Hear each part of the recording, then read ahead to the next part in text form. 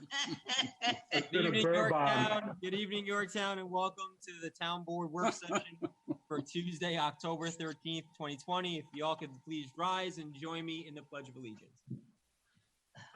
I pledge allegiance to the flag of the United States of America and to the republic for which it stands, one nation under God, indivisible, with liberty and justice for all. Thank you.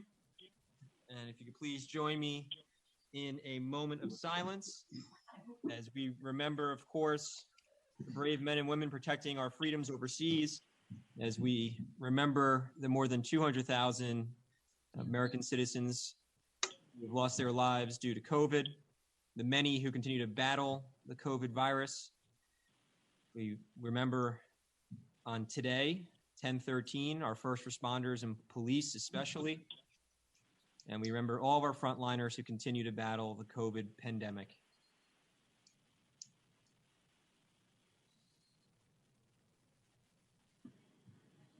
Thank you. Before we begin, I know there are a few announcements I think some of the members of the board wanted to make. I do just want to provide a quick COVID update. We are now at 32 active cases in the town of Yorktown. That is a decrease from Friday's number, which was the last time we received data from the Department of Health. So that is a decrease, a net decrease of 5. We were at 37 on Friday. Today, 32. We did have 10 new cases reported since Friday.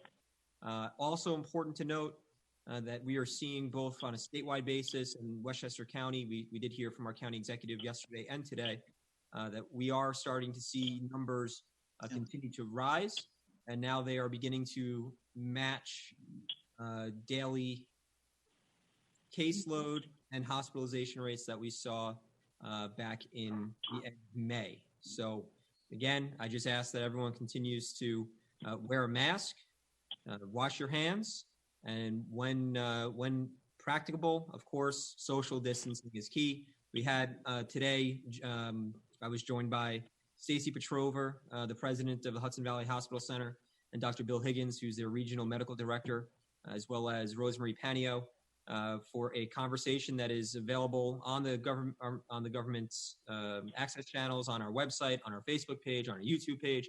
They provided just some really good insight as to what they're seeing from the hospital's standpoint, what they're preparing for, and some tips to stay healthy.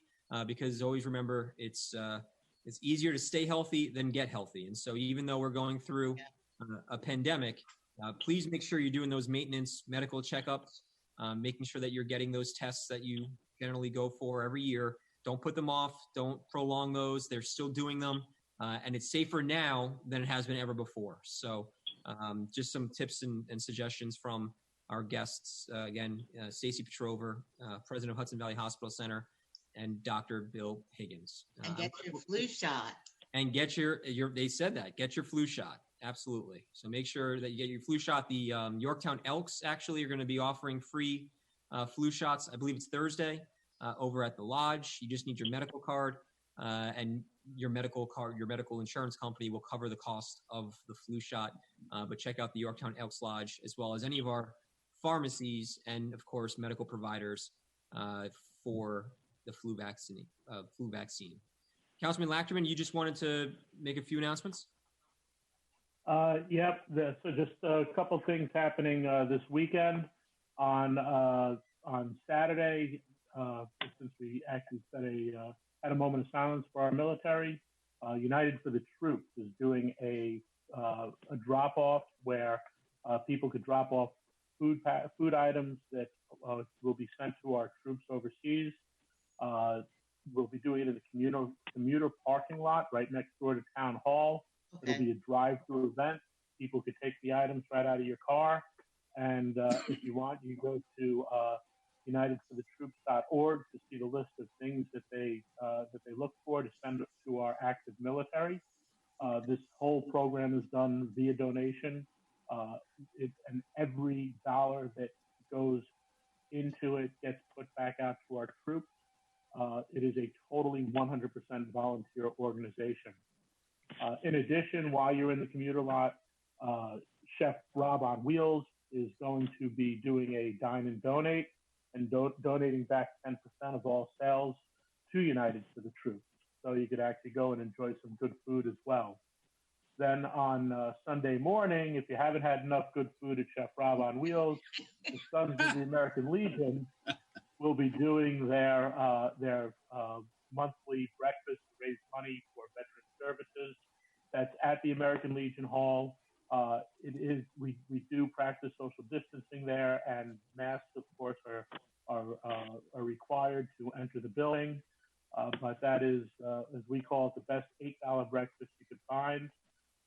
And that will run from 9 a.m. until 11 a.m. So if you have time to come there, please, stop by. And then, Tom, are you going to talk about the other thing on Sunday? Yes, we're having a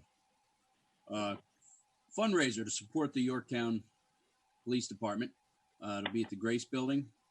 We'll be starting at noontime, going till about 4. All proceeds will be going to purchase a piece of equipment. I'm not going to go any further than that right now, for the Yorktown PD. What is the theme of this fundraiser? Oh, I'm sorry. You kind of caught me off guard, Ed. I wasn't going to say anything about it. It's the annual car show, about 3 months late. So there'll be hopefully some great antique cars and classic cars there. Maybe a race car or two will show up. But we're looking forward to doing this. It's going to be a free event. Hot dogs and hamburgers will be supplied. Donations will be accepted. And the proceeds will be going towards that one piece of equipment towards Yorktown PD. Tell me, what if I wanted to make a donation and I can't come there on Sunday? Alice, I'll come to your house and pick it up. Okay, fine. How's that? Okay. Okay. And just to echo what the supervisor said, folks, I know everybody gets a little lax. We were kind of relaxed throughout the summer and so on and so forth. But you know what? Mask up and keep your hands clean. Use your hand sanitizer. Goes a long way. Yeah. Please. It's let's keep our upticks down to a minimum. Yeah. Thank you, Councilman Diana. Councilwoman Roker, do you have anything that you'd like to add? No, I just wanted to know where to send my check, and so I don't have to send it. Just come There you go. up. Well, I have one other quick thing. I want to thank everybody that participated in the 1013 blue light for our police officers and all of our first responders. It goes a long way. You may not think so, but you have the guys out there, the fire departments, the ambulances, the police department. They see this stuff and they really appreciate it. So thank everybody. I just want to thank everybody. Amen. Thank you, Councilman Diana. Councilman Patel, anything you'd like to share? Well, let me just re-emphasize again the mask. I was at the ball field at the gazebo, even at the granite knoll. I went to throw some seeds, so if the wildflower might grow. Nobody had a mask. Those guys were playing around, And in Veterans Park, there was 20, 30 kids. They were just, taking the drinks out of one guy's hands to the other and drinking. I mean, it's really, I don't know how these guys can be all together like that, because the virus is not with us, it's against us, And as a town board, elected official, we are really good, we are a role model, so they'll put it in. But I don't know why they are not just doing this thing. And at the same time, I'm also worried about the supervisor. Have you said anything today or in recently about what's going on in the school? Because some of the ball fields, some of the people they have affected with the virus, some of the players.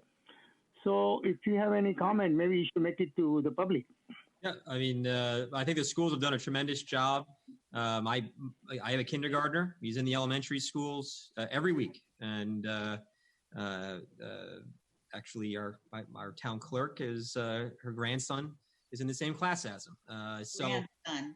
Yeah, that's right. Yeah, her grandson. That's what I think I said. And so the schools have done a great job. I've been in constant contact with Dr. Hatter, Dr. Lyons. I've been in constant contact with members of both school boards of Yorktown and Lakeland.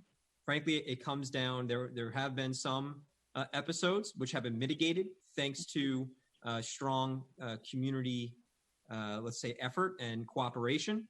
But fact of the matter is that it comes down to socially responsible decisions, and those socially responsible decisions, as a parent, extend beyond you and extends into situations like playing sports on the weekends, which I can tell you, I grew up playing sports every weekend here forever, and it's one of my favorite things to do, and it breaks my heart that my son, frankly, isn't doing it this fall. But we made that a conscious decision for obvious reasons, and so I think that for my fellow parents, I just encourage you to make those smart decisions. Make sure that if your kid's going to go play sports on the weekends, make sure that they obviously don't have any symptoms. They're not running a fever.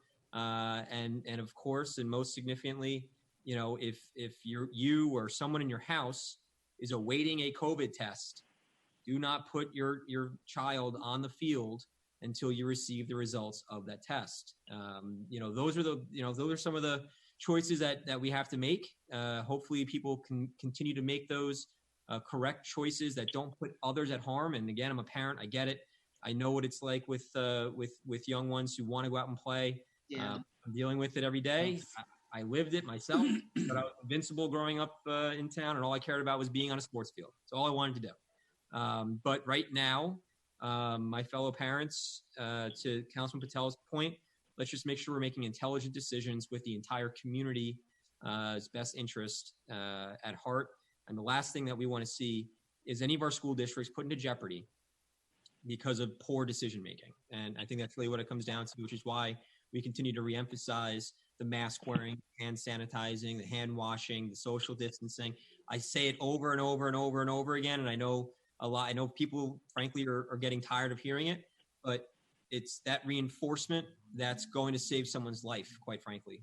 And so we as a community need to understand that, recognize that, and continue to follow the parameters that we hear from our health professionals, like we did today, from the president of Hudson Valley Hospital Center, as well as their regional medical director. And I think that we're going to be able to get through this more recent increase in caseload, but it's going to take a community effort, and it's going to take some common sense and smart decisions. So, Matt, can I tell you about a report I heard today on the news? A family held a birthday party for someone, and 35 people attended.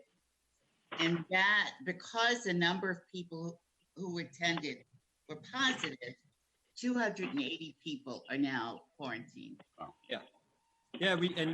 I can tell you, listen, tomorrow is my son's 5th birthday, and my wife is known for throwing a heck of a party. No doubt about that. But this year, it's going to be a nice family picnic in the backyard, and we've got we're doing happy birthday over Zoom to sing happy birthday for Charlie. And it's heartbreaking when you think about it, because, and I know Diana's grandson Jordan is celebrating his birthday today. We wish him a happy birthday. But it's heartbreaking, but at the same time, you got to take those extra steps. And Dr. Higgins today, during our conversation with Hudson Valley Hospital Center, pointed to a situation down in Port Chester where they do have a super spreader situation from a wedding, and someone threw a wedding. There was a couple hundred people there apparently. One person had, but at the same time, we've heard this story before. We heard it in the spring, and so if we're not going to, again, it hasn't gone away. You still have to make the same decisions and practice the same safety today as if it were in April. Because the last thing we want to see, and I on Friday, the governor's taking these hotspot zip codes very seriously. He's putting significant restrictions on them. And the last thing that we want to see is any of that happening here in our community. So we've done a great job. We've done a really, really good job, but now's not the time to let off the pedal. And so, hopefully the community continues to adhere to what we're trying to, in the direction we're trying to point them in. Now I have a good news. Shall I share with you? Of course, we love good news. Okay, I have, spoke to some of the teachers from Lakeland and Yorktown, and they are retired, and they would like to, help some of the students. Some of them are English and math and like that, and they are ready to tutor free to some of the students. So I got to speak to this superintendent's office to see how they can, group of 4 on online or maybe at the library, something, as they need help. So I'm working on that one because this might be really good thing for them, because these are all the experts and they retire and they are doing free. They want to do it free for the community. So that's a little, I'm going to speak to them and then see how we can help out some of the students. Great job, Councilman. We appreciate that. And with this fundraiser, Supervisor made for 1 second, social distancing and masks are required, and we will have masks on at the location should somebody forget theirs, and there'll be hand sanitizer and so forth. So we're trying to follow all the protocols. Thank you, Councilman. Okay, can I just say something else? We are really good in our town as a board and everybody, we follow the social distance, and washing hand and hygiene and all that. But when you look on the television, and all this hoopla or whatever you want to call, people say, why do I need the mask? And it's really saddening, what kind of information we give it to the children, and watch the TV and like that, So then we should, if we continue to reinforce that it is good thing, good practice, not only you help yourself, but your neighbor, community, family. So we should have continuous discussion like this in our community and then just encourage them if somebody don't want to do it. I see some people don't wear it mask and even they have the saw, power saw. They have no eye protection, nothing. It's really not very good because if they're a town employee or something or somebody else, or even your own employee in your business, when they get hurt, everybody pay the price, So this is my last comment for the evening. Thank you, Councilman Patel. We're going to move on to our agenda. We have quite a bit. We're going to begin with proposed no parking zones. And it's great that we have our Highway Superintendent, Dave Paganelli. We have our Chief of Police, Robert Noble, and we have Officer Rohr. Officer Rohr is the Traffic and Safety Officer for the Yorktown Police Department. Highway Superintendent Paganelli, do you want to take lead on this? Sure. We do have 2 situations we'd like to discuss. One is Commerce Street. The proposal is no parking from Hanover to Route 118/35, either side of the road. We know we've had some issues with people parking on the road. And the other is more of a seasonal issue, but an issue nonetheless, is White Hill. And I would let Officer Rohr speak to that if he wouldn't mind. Are you there, Rob?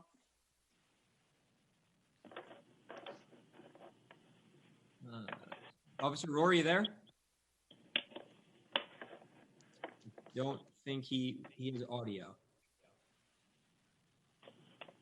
Officer Rohr? Well, I know that I received some phone calls from residents Right. on that side of town. Dave, I know you took a ride up there. I did. I took a ride by Sunday at about 3:30. And look, there's a business up there, and thank God they're doing well. So certainly people are parking, they are restricted also by the number of cars they can have there. And we certainly don't want to do anything to harm their business, but we cannot. My feeling is, and Officer Rohr agreed and mentioned some issues the police department had out there. And, we cannot have cars parking on White Hill. It's just a 2-lane road. And when you have 10, 12 cars parked there, you've got basically, 200 and something feet where one car can come through. And then it becomes an issue, hopefully, that the person on the other side of this traffic log jam is, gracious enough to let you through. So I did witness numerous cars, 12, 15 cars, I believe it was, on White Hill, which that's the concern. On Mark Road, all the way down, there were 97 cars. And that's, I think, where you and I both received some comments from with respect to, people having events at their home or whatever the case might have been. And then on some of the side roads, the service road, which I refer to as service road, Mohansick, the road closer to the homes, not Mohansick, the main road. And then Edward and I think Leland, all in all, I counted 137 cars that were on our roads, which is fine. Anyone can park on our roads. That's swell. But White Hill is a major safety issue. So, and I know Officer Rohr is trying to dial in right now. But are there any questions? Are there any questions from the board to Dave based off of his observations, or Chief Noble? I don't know if you want to chime in on this particular topic. Sure. Going back to Commerce Street. Yeah. You have, a firehouse located right there that needs, a great deal of egress for their apparatus and trucks coming down our main road there on Commerce to 35. And also, there's a lot of businesses. There's a lot of egress, ingress to, all the strip little, mom and pop stores or, the Commerce building and AACC. So if cars are parked on the roadway, it creates a sightline, dilemma. I think it makes it a little more unsafe. Actually, a significant uptick to safety, the lack of safety with people trying to get in and out of the business establishments on Commerce Street. I don't think there should be parking, in that area of Commerce Street. I think it's a lot safer if you don't have cars lined up anywhere on that road. There's plenty of parking to be had in the areas, and I don't see the need to compromise people's safety and have parking along Commerce Street. The Chief, Dave, and I have had conversation with regard to this, and I agree. I've watched people come out of the gas station there and actually have to pull out into the road to make the turns, and it is a tough intersection right there for people to start seeing around cars that are parked there. So I'm in agreement with checking out the situation that, there should be no parking on Commerce Street. I think we have Officer Rohr with us. Officer Rohr, are you there? Oh, I thought he was Hello? dialing in. Yep. Can you Hey there. Hey, how are you? We're good. Do you want to provide some insight for us on either Commerce Street or White Hill Road? Yes, absolutely. I don't know what you guys went over already, but just a couple of thoughts that I had on Commerce Street. Number one, with Commerce Street, we went over it last year about, cars being parked there. It impedes the flow of traffic.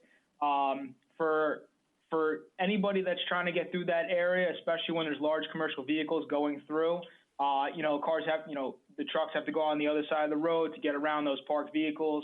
It also, when people are pulling out of the BP, they can't see around those parked cars, so they're having to pull out into the roadway, almost causing collisions, and that's not good. I talked to the owner of the gas station, and we had a conversation about, his parking and where he could park and alternatives for parking in the street. And he said he asked a few businesses and he asked Edwin's, and they said no, that parking lot. They said no, and also a couple of his cars got damaged while they were parked there. He asked the firehouse, and they said no as well. So I asked if he had spoken to the owner of the old Mitchell's Hardware building, because I know they have a lot of parking back there that's usually pretty empty now that they don't allow Starbucks to park there. He said that he hasn't spoken to them. I said that, I would reach out, or Dave would reach out to the owner to see if they can kind of touch base, to see if he would be able to use that parking lot to park a few of his vehicles over there. So I haven't spoken to the owner of that building yet, but I plan on doing that to kind of help out the small business. Seems like a very nice guy. He's just, he's just parking those cars there so he can, while he waits for an open bay to work on the car. So try to work together to get the job done. And also with White Hill, We've had a lot of issues at White Hill. A lot of calls about the residents. The residents are calling, requesting us to come over and assist with traffic. I spoke with a few officers that responded, and they said that it's a nightmare. People are parking along the entire length of White Hill, pretty much from Ohantic down to Mark and even past Mark.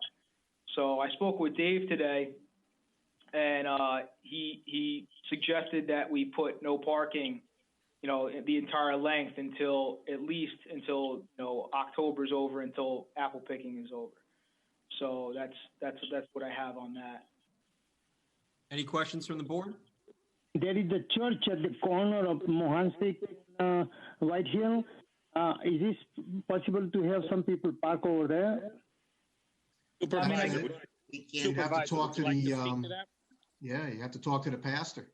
Yeah, we can. I think the supervisor has some insight into that. Well, we did have one individual who, very entrepreneurial, turned his backyard into a parking lot, which I thought was really smart. But it's not for profit; it's for donations, and the money they've collected, they are donating over to Feeding Westchester. So I think that's just a terrific use of the situation to try to help some people in need. If the church is willing to, let people park there, I mean, that's a conversation I think for the church in Wilkins to have. But I think that obviously safety is our number one priority, and White Hill Road in particular, because of how narrow it is, to have people park along the sides, really does pose a dangerous situation. Not only now, but throughout the year. Yes, that's a country road. I think, people parking their cars there, they're susceptible to be damaged, and motorists are going to be, it's a safety issue. So, now more than ever with the apple season, I understand that the road is jammed, but, throughout the year, I mean, we all know that road. It's a narrow country road with turns and hills, and, I don't think it's a wise place for anybody to park their vehicle on that road at any time. I agree with that. I think that if we do make it no parking, we make it no parking all year round. It's just there is no safe way to park anywhere in White Hill. It forces traffic into oncoming lanes, and it's just not, like as the chief said, it's not a safe situation. No, I agree. I mean, especially going down there, while apple picking's going on, you see that all the cars parked on the side of the road. It turns it into one lane road, and then you have pedestrian traffic. It turns into a nightmare over there. I agree. I have another, things to add to that. And the Veterans Road, when the ball field is, the kids are playing, and the theater and all that, there is no parking space even over there. It's just, even though there are larger parking lots, CVS and Acme and all that, but it's really too crowded over there also. People go in and out at the nursery school and, those two veterans building and all that. And also we have a fire department, they are parking over there, but they have some always activities over there. So, I think we should worry about over there also, because, you can't parking when you want to go over there. Councilman Lachman, you were going to add something? Yeah, just regarding the church, I remember when we were there for the community garden, that church has a big concern about safety with people utilizing their parking lot. So I don't think that would be an option in this area. So yeah, I know that was a situation with the Garden of Hope, and one of the reasons that they're looking to relocate their operation. All right, so then I think what we before anyone went to talk to them. I'm sorry? Before anyone went to talk to them, figured we could save them the trip over. Yeah. In the meantime, what I think we do is have our town attorney draft up local laws establishing no parking zones for both streets, and we can move that forward through the proper process. Any objections from the board? No. Okay. We got to keep people safe. All right. Well, thank you, Highway Superintendent Paganelli, and thank you, Officer Rohr. We appreciate your help and assistance, and Chief Noble as well, as always. We're going to move on to the next item on our agenda. And Dave, if you want to stick around for this, by all means. I'm thrilled to welcome James Nolan to the town board. Oh, thank you for having me. How you doing, Nolan? I'm well. How are you? Good. So for those who don't know, or maybe you do, but James is a not-for-profit based out of Yonkers in memory of his brother. And one of the things that he has taken upon himself is going to different municipalities to propose some legislation to help combat drag racing. James, do you want to provide an overview for the board? Sure. My brother is Michael Nolan. He was the Oakland A's baseball player that was killed in a drive-by shooting in 2015 in Yonkers because of a result of a drag race that he was proven innocent in. And then after that, in 2017, Yonkers introduced this law that would give the right to municipality that will confiscate vehicles, hand down heavy fines such as up to $2,000 and possible jail time. But this also triggers and goes after the people that promote it, the organizers, and such not. Everybody that's involved, because I've shown proof of $50,000 races being set up, cars being imported from different countries. They put people at risk every single day. And it's always the innocent victims, if it's not themselves, that get injured. And this is something that has worked drastically in Yonkers to cut down drag racing, because Yonkers is known as a hot point for drag racing, car meets, and such what. But because now Yonkers has it, it's become a main focus. We wanted to go to other cities and other municipalities to also offer the same thing, because this will help protect and save so many lives. It will help protect and save so many lives of the burden and the pain that me and my family feel every single day for something that it's not a sport. It's not a hobby. Like, this is a dangerous, careless act that these people are just, there's plenty of tracks that they can go to, but you know what? They shouldn't have to do it on streets and highways where innocent people are just driving or walking every single day.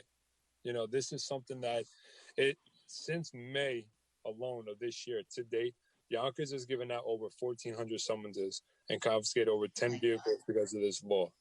Wow. White Plains just signed it into law last month, and Greenberg is actually on point. I'm going to be on a conference call with them in a couple of weeks about moving forward. Portchester, and there's Tuckahoe doing a resolution because it's up in Albany right now, but that's going to take longer. But you know what? We wanted to build momentum now to at least, try and prevent this from moving to other municipalities. Like I said, we don't want to give anybody the burden, but this will help, just with quality of life for everybody. And then, peace of mind. I'm pretty sure, not even just drag race, I'm like, you guys hear the mufflers, ungodly noise driving by at all hours of the night. Yeah. Listen, if you have young children, if you have kids, that can wake them up. Why should you go down a quiet neighborhood with a loud muffler and it's going to disturb everybody? If you're modifying your vehicle, it's not 9 times out of 10 not for show. You're looking to do something with it. You're looking to put it to rest so you can be the next hot topic and stuff like that. And listen, this is not a sport. This is not Fast and the Furious. This is everyday occurrence now that's happening. And, I'm just trying to shed more light on it. So. And James, we send our condolences to your family for the tragedy of your brother.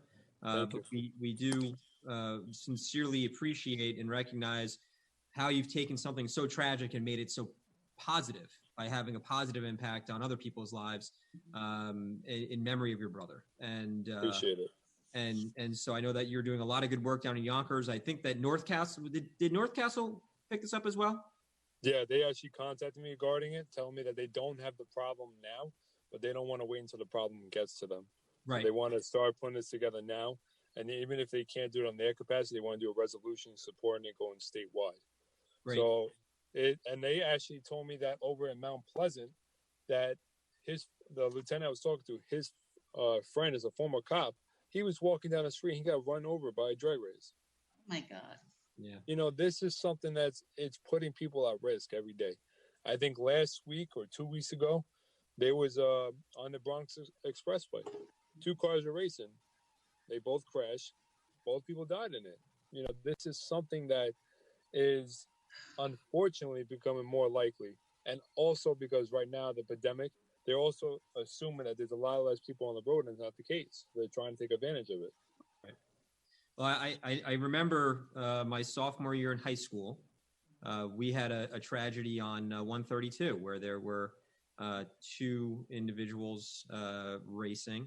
I knew one of them, unfortunately, and needless to say, he lost control of his vehicle and went into a telephone pole and tragically lost his life. And so this does happen in this community. I think Chief Noble, do you want to add any commentary on this particular topic? Sure. James, I remember your brother's incident. That was over in the Burger King parking lot, right? That's what, right. I remember that. And I commend you for what you've done in your brother's name and getting this up and running. And you know what? We've recently, in the last, I'd say twice in the last year, we've had these, pop-up events on social media where we get hundreds of cars, coming into town, probably about 10 o'clock at night, looking to get out there and drag around and run around. And having a law like this on the books, gives us another tool that, that we may be able to utilize to keep our roads a little bit safer. So, we're all for it. Thanks, sir. Keep fighting it. I know you're going to get a resolution out of this town board, and we're going to jump on this. If hopefully we never have to use it, but if we do, we got it in our pocket, and we won't be afraid to use it. Definitely. And like I said, not only White Plains is signed in, Greenberg is coming up. Also, Peekskill is going to accept it and adapt it, and also Mount Vernon. So like I said, we don't want to push off the burden from the bigger cities under the town and villages. So that's why I say, resolutions, they're just as much helpful because, like I said, they show support. This is now also the seventh municipality that has said yes to me, that they're going to sign into law or sign a resolution. And that shows because now you have a collective municipality group that is coming together and like, listen, you need to address this issue before it gets worse. Absolutely. Mr. Nolan, I'm sorry for your loss. Where do these people come? Where do they come from? They come from all over. Most of them come down from the Bronx. They're coming up here. They start on the Hutch, and then they start coming up here. Some of them come from Nyack. Like I said, I've shown proof of cars being imported from other countries. One situation was a car being imported from Japan. Another one was imported from Germany. Oh my God. They did a $50,000 race on the Montreal Parkway. Wow. They did not care. $50,000. This is for another example, 2 weeks before my brother's shooting, they were doing a race and the people were from over the Tappan Zee Bridge. They came down here and they had a drone in the sky recording it, to putting it up on social media, but they're also looking for the police. So they have different ways of doing it, but if you bring a lot more attention to them, like, listen, we're not going to allow this. We're going to be waiting for you, because every situation I get, I make sure that I shut them down. So now it's coming non-existent. They don't post up on social media anymore because now it's harder for them. We're watching. Wow. So now it's, like I said, it's not like being pushed out of Yonkers, being pushed out, but, nobody else should have to feel this, It's a bad situation. James, being somewhat familiar with drag racing, there are sanctioned tracks that they can do this at if that's what they want to do. Unauthorized speed contests on public highways, as you say, does nothing more than create a major hazard for the innocent individuals that are, transgressing from point A to point B. Exactly. This is, as the chief said, just going to be another tool in the toolbox. Like you had said earlier about, who wants to hear that muffler go rattling by your house at whatever hour it is? Oh, even though the V&T law has vehicle and traffic law has specific areas in there for, equipment not authorized by the commissioner and stuff. This gives our local law enforcement the ability to just get right in there and get it done. So I think it's a laudable cause. Thank you. And another example, another innocent victim. Last week, I actually had a woman reach out to me. Never met her before. Her niece was involved. She was an innocent person driving the car with her boyfriend. Her father just gave her a Cadillac car 2 weeks before. So it has the big trunk. This girl was driving. All of a sudden, she sees the car in back of her go over to the shoulder quick.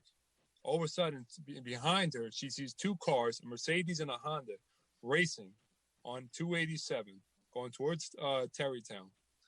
And she got hit from behind. Oh my She God. got so hit from behind that the Mercedes that hit her didn't even stop, kept going.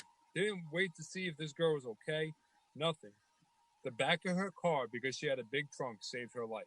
Wow. To the point that she had a black eye, bloody nose, cuts. But you know what?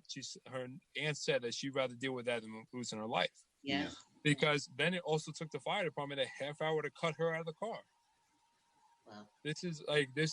They have no regard for not only their lives, but for others' lives. Innocent people that have nothing to do with these situations, all because they got an ego problem. They want to go around racing everybody. Like I said, this is not Fast and the Furious. This is not a movie. This is our livelihoods. So Right. this is James, I know your brother's smiling down on you for doing this, and I can't tell you, people don't realize how important it is in an area like this, because I also grew up down in Yonkers, and going back as far as I remember in the 70s, Central Avenue was always a problem for drag racing. all the time. Yep. So yeah, absolutely. And straight run. So it was always a problem. But when I moved up here, I saw the results of when these kids try to do it on narrow roads or one lane road that they're using the opposite way. Chief, what was it, about a dozen years ago? There was that accident on Underhill with the drag racing where the car went off, hit the tree. The engine kept going, and the engine almost hit the house on Underhill. It was, and I think that both did not survive that were in that car. But the results of drag racing, people don't realize what risk they're taking, and especially for the life of others. So thank you for getting this out here. I think it's a great law. They can do to help. And also another thing, we all know about the amount of budget problem that COVID has created for all these municipalities. And so now these cars are estimated with a value of a minimum 20,000, 25,000, 30. Like, if you sell that at auction now, when a judge finds them guilty, that money goes to the municipality. That could help a little bit with the deficit that every municipality is facing now in the state. It's not much, but it's something that can help save a person's job or keep another department going for a certain amount of time. So there's many different ways that this helps in a lot of ways. James, do you have a bill number for the legislation in Albany? No, Shelley Mayer does, so I'll contact her office. Yeah, all right. I just want to make sure that when we pass a resolution, we can reference a specific bill number that you have in place in the state legislature. And then I think unless there's objections from the board, we're going to have our town attorney put this into local law format, and then we'll bring it back to the town board to refer out and go through the appropriate process to make it a law here in Yorktown. I did look at the Yonkers law, and I didn't notice in there where these cars at auction, they should be detuned, or at least not allowed to be streetable again. Oh yeah, I agree with that. Like I said, I also tell a lot of municipalities, if there's something that you feel that you could add to this to make this much better, tougher, for this to stop happening, so be it. You can what you have to. White Plains also, they edited some stuff in it to make it better. Like I said, whatever it is that doesn't take away from this, if you just add to it, I agree. It should be deauthorized from street racing and stuff like that. Take these parts out. There's no need for them. Because what could happen is another situation I brought up. Say if they confiscate the car from an individual, that individual can then give the friend the money to go and buy it as a new person. So what you could do is tell them, okay, well, if you want to do that, they can go get the money, but the parts that were added into it, they're taken out. So you're not buying that stuff again. They'll consider, you know what, I already spent $30,000 on buying my car back with no parts in it. I'm not going to do this again unless they're really trying to prove something, which they're going to lose it again, Right. No. No, and I think that's a great addition that Councilman Diana brought up. So, Adam, when you're putting it into local law format, if we can include that to make sure that we strip out any Sure. of, what would you describe it as, Councilman? Well, Enhancements? These new cars, these guys can get so much out of a 4-cylinder motor anymore that it's absolutely ridiculous. Just a tweak with a computer, and then they put add-ons on from there. But that these cars should not be streetable ever again. So in other words, once they're sold, they cannot be registered, I guess is what I'm looking at. Now, whether they're taken and they're made into race cars, officially, or they're parted out, that we have no control over once it's sold, but it's at least not able to be registered as it was. Right. Chief, what are your feelings on that, Chief? I support it. It sounds good to me. Okay, thank you. Another thing is, I just want to say something. This is a good law for our community safety, but there are mopeds and motorcycle. They go from our street going downhill, and then they lift it up the one wheel. They do it. Covers that as well. On a broad our street. It covers all vehicles. Vehicle, yes. Speed races and stuff like that. They've confiscated motorcycles as well, ATVs like that. And the other thing that Yonkers, Greenberg, and White Plains are doing, the big police boards you put the messages on. Mm-hmm. Yeah. White Plains is doing it. Greenberg is doing it. Greenberg already actually did it, and Yonkers is doing it. Announce to them, because the main thing about it is education. Yeah. You don't want to hear someone say in front of a judge, "Well, I did not know about it." The main thing is about education and putting it up there, social media, different things like announcements from your town, and then also like those boards. You could put coming law, drag racing equals confiscation or something like that. Because then they can't say, well, we didn't know about it. Well, if you're a Yorktown resident, yeah, you know about it now because we told you about it. So that's another thing that also helps go a long way is education and exposure to it. Absolutely. Well, good. I think unless there's any other questions from the board, James, we've got a good plan of attack here. You're gonna get me that bill number from Senator Mayer, and we'll come back next week with a resolution supporting the legislation in Albany. And in the same time, we're going to have our town attorney put this into local law format so we can move it through the legislative process that we have here locally. Sounds great. Thank you again. I'll definitely send it over to you. Thank you. Great job. Thank you, James. Appreciate it. Take care. Have a great night. Appreciate it. Thank you. You too. Thank you. All right. All right. Thank you. Night, Chief. All right, guys. Have a great night. Thank you again. You're leaving us, Chief? Yeah, I think you've had enough of me. Unless Ed's going to start spitting up oranges again, I'm done. Excel, I didn't spit it up, but okay. Yeah, sure. You are killing me, Bobby. What did Carol tell you about eating on the air? What did she tell you? We weren't live yet. I'll see I you. have my coffee, but I am drooling it on my shirt. So Thank you for sharing that. Before I go, Tommy, thank you. Board, thank you very much for supporting that tonight, 10:13 with the blue lights. That's nice. It's a special community. So yeah, thanks for that. On behalf of all the police officers and first responders, that's very kind, very nice sentiment, and it's very much appreciated. Thank you very much. My pleasure. Thank you, Chief. All right, guys. Stay well. Stay safe. Thanks, Have Chief. a great night. Thank you, Chief. Okay. Bye. All right, we're going to move on to Sustainable Westchester. We have with us Nina Orville back in action with us. Nina, how are you? Very well, thank you. How are you? I'm happy to be here tonight. Good. Glad to have you back. I see that we have one of our CSC task force members, Sarah Wilson, with us, and that we have Jamie Smith with us as well. Jamie, how are you? Jamie, well, thanks for all the time. There he is. Excellent. So I wanted to provide the board and the public with an update. We've been working, as everyone remembers, we entered into partnership with Sustainable Westchester to help promote and educate and find new methods to embrace renewable energy and sustainability. And we have with us tonight an update from some of our efforts. Nina, do you want to you want to give a brief overview as to where we are today? Sure, I'm happy to do that. Thank you, Supervisor Slater and members of the town board. It's wonderful to be back with you this evening, and the town of Yorktown has been extremely active advancing solar energy throughout the town. It's very exciting. The new comprehensive solar law, the community solar campaign that we're going to be kicking off very soon. And tonight, I'm happy to be here to talk with you about the town's opportunity to participate directly in community solar as a community solar subscriber.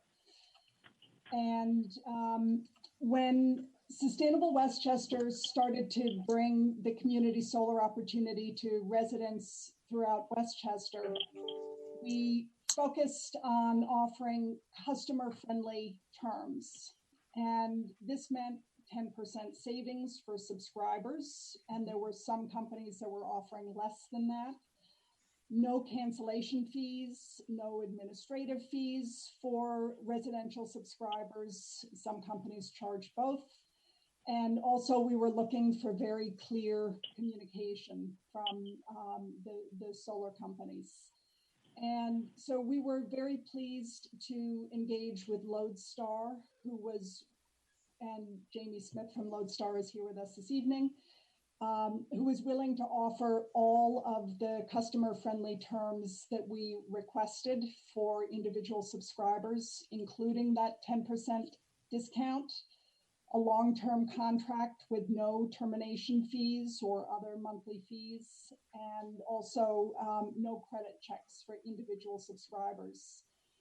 And we were particularly pleased when Lodestar indicated that they were willing to have Sustainable Westchester offer the opportunity to serve as anchor subscribers to our municipalities in NYSEG service territory, and that they were able to offer the same 10% discount and the opportunity for those towns to support renewable energy.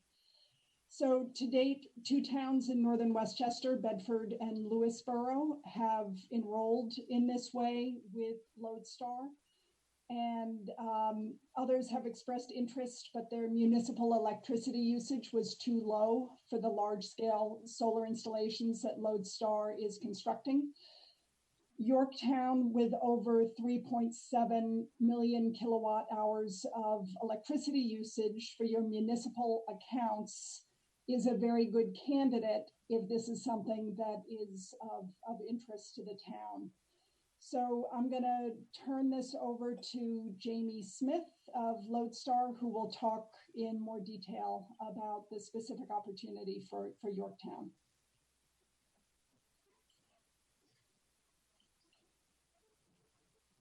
Jamie, you there? Jamie, you're on mute. I'm in mute. Oh, great. So Yeah. Can you guys, can you hear me now? We got you loud and clear. Thanks. And can you see my screen? I'm sharing a few slides I wanted to walk through. Yep, we see it. Great. So I noticed your logo had preservation on it. I did like that. I like that given the topic that we're talking about tonight. So Absolutely. That was fantastic. So I won't spend much time on this. We've been around for 7 years. We've been building projects in Massachusetts, Connecticut, New York, about $200 million worth of projects. You can look us up. Our clients are a variety of towns, schools, hospitals, universities, housing authorities, and the 2 notable ones here are obviously Bedford and Lewisboro. But there's a number of Massachusetts towns you can see in there, and I noticed how old these towns all are. These old Lexingtons and Bedfords in the 16 and 1700s, so they have that in common. The program that we're part of is called VDER, Value of Distributed Energy. It was a 2017 part of the goals for the state, and 100% clean energy by 2040, reducing greenhouse gases. Within VDER, there is a community opportunity. As Nina mentioned, this community opportunity breaks the solar into 2 parts. The first part is just the residential opportunity for your clients and your residents, I should say, to join. And that's 60% of the output of the facility allows that. And then 40% is reserved as an anchor, can be offered to a town like Yorktown. So that's kind of why we're talking to you.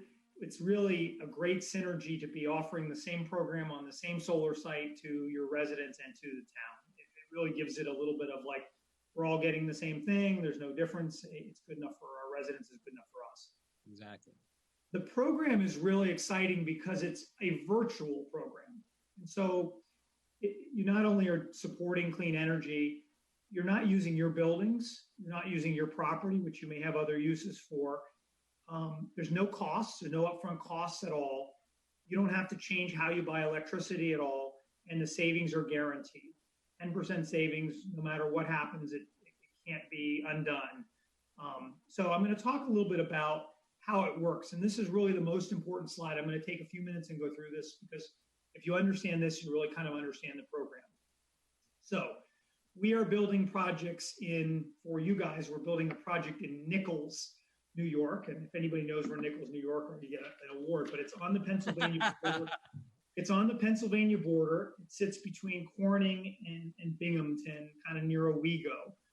And we've actually got 2 projects there. But just imagine you're looking at a field across the street from your office. And imagine there's a solar facility that we build in that field. Okay? We push that energy that we produce right back to the wires right next to that field. And NYSEG says, oh, fantastic, free electricity. That's great. Let's measure how much you guys produce. So we build a project in a field. We push the electricity right back to NYSEG. NYSEG measures it, how much we produce. And then they say, okay, who's going to get that? Who's going to get credit for that electricity? And we say, Supervisor Slater's account, ABCD, the firehouse, the water treatment facility. We want 1/3 of it to go to the school, 1/3 of it to go here. And so the credits that the energy that we produce is turned into dollar bills at a rate that's established by the program. Right now, it's about 10 cents. So let's imagine we produced 1,000 kilowatt hours of electricity. They would say, great, thank you for the 1,000 kilowatt hours of electricity. Each kilowatt is worth 10 cents. You have $100 of credits. Where do you want those $100 credits to go? And we would say 30% to the school, 30% to town hall, 40% to the water treatment facility.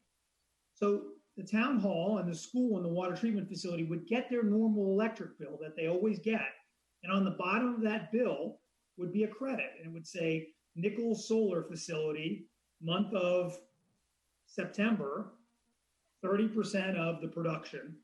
And you would get, those would turn up as dollar bill credits on your electric bill. Okay?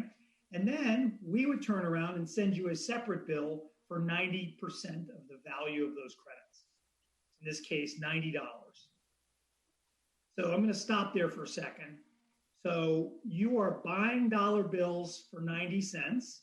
You're buying dollar bills that I can only apply to your electric bill. I can't take those dollar bills myself. Why do I need Yorktown? Because you are a credit that my bank is going to look to and say, are they going to be around for 20 years? And are they going to be buying dollar bills for 90 cents? And the answer is, yeah, why wouldn't they be buying dollar bills for 90 cents? Under what condition would someone not want to do that? Notice it doesn't matter what you pay for electricity. Notice I didn't say how much Yorktown pays for electricity. It doesn't make any difference. You're not being compensated in any way related to what you're doing with electricity. So if you use less electricity in the future, those dollar bills are just going to go further. You are literally buying dollar bills for 90 cents. Somebody told me one point it was like a Groupon. I never did Groupons, but it was like a Groupon, like a coupon for $1 for 90 cents. Let me stop there and see if anybody has any questions about that, because this is the fundamental kind of part of how this works. Any questions from the board? No, Jamie. All right. So then let's talk about the specific opportunity. We are building 2 projects across the street from each other in Nichols. The reason we're building in Nichols is because there's a lot of energy demand. They have a Crown Core concealed plant there that uses a lot of energy, and the utility likes our solar right there. So Hunt Creek and Smith Creek are across the street from each other. In this example, we assume we're going to give you the 100% of the output of the Hunt Creek facility. Hunt Creek facility produces about 6 million kilowatt hours a year. The 40% you're allowed is 2.46. And this is kind of what that looks like to you. You use each year about 3.7 million kilowatt hours. So we're only using about 2/3 of your available capacity. You are buying those credits for about a penny less, 10% less than they're worth. Right now, they're 9.3 cents. So 10% of 9.3 cents is just under a penny. We multiply annual production times that penny, and we get the savings of $23,000. And over the course of the contract, it's about $600,000 in savings. This is an illustration of the solar facility produces a little bit less each year, which is natural. There's a 0.5% degradation. And we've assumed electricity here goes up 2% a year. We could assume 0, we could assume 5, it doesn't matter. It's just an illustration. And then you can see you're saving $23,000 going up to $26,000, but pretty consistently every year saving $23,000. You've got a little bit of administration. You're going to get an extra bill from us. So that's something you're going to have to deal with. Back to this picture, right? You get your regular bill, and you're going to get a Lodestar Energy bill. But we've been doing billing. It's very simple to do. It's not a big deal. You don't pay us unless the credit shows up on your bill. So if my facility is late being turned on, if we have a problem turning it on, it's not really your concern. Your concern is a credit shows up on your bill, you pay 90% of the value of that credit. And I just want to let the town board know that our finance department dissected the billing in detail, even calling some of the referenced municipalities that Sustainable Westchester gave us, including our neighbor Bedford. Mm-hmm. And the finance department has given the green light on the billing because they wanted to make sure it wasn't a duplicate billing or additional paperwork. So they feel very comfortable with the billing in this process. Supervisor Slater, we can also go a little bigger. You guys, we did 2/3, but if we wanted the 2 projects, I took the smaller one. We could give you the bigger one. That would take your savings from $23,000 to $25,000 a year. We also could take all of one facility and part of another and get it all the way up to $30,000 in savings. But it's really a question of how confident you are in this energy usage. Because if you are thinking about reducing it, we want to be very safe and try to give you lots of room to do that. So we can have this conversation separately and we can optimize it, but just to give you a sense, we have flexibility to give you either the Hunt Creek project, the smaller one, the Smith Creek project, the larger one, or some combination of those. Okay. Any questions?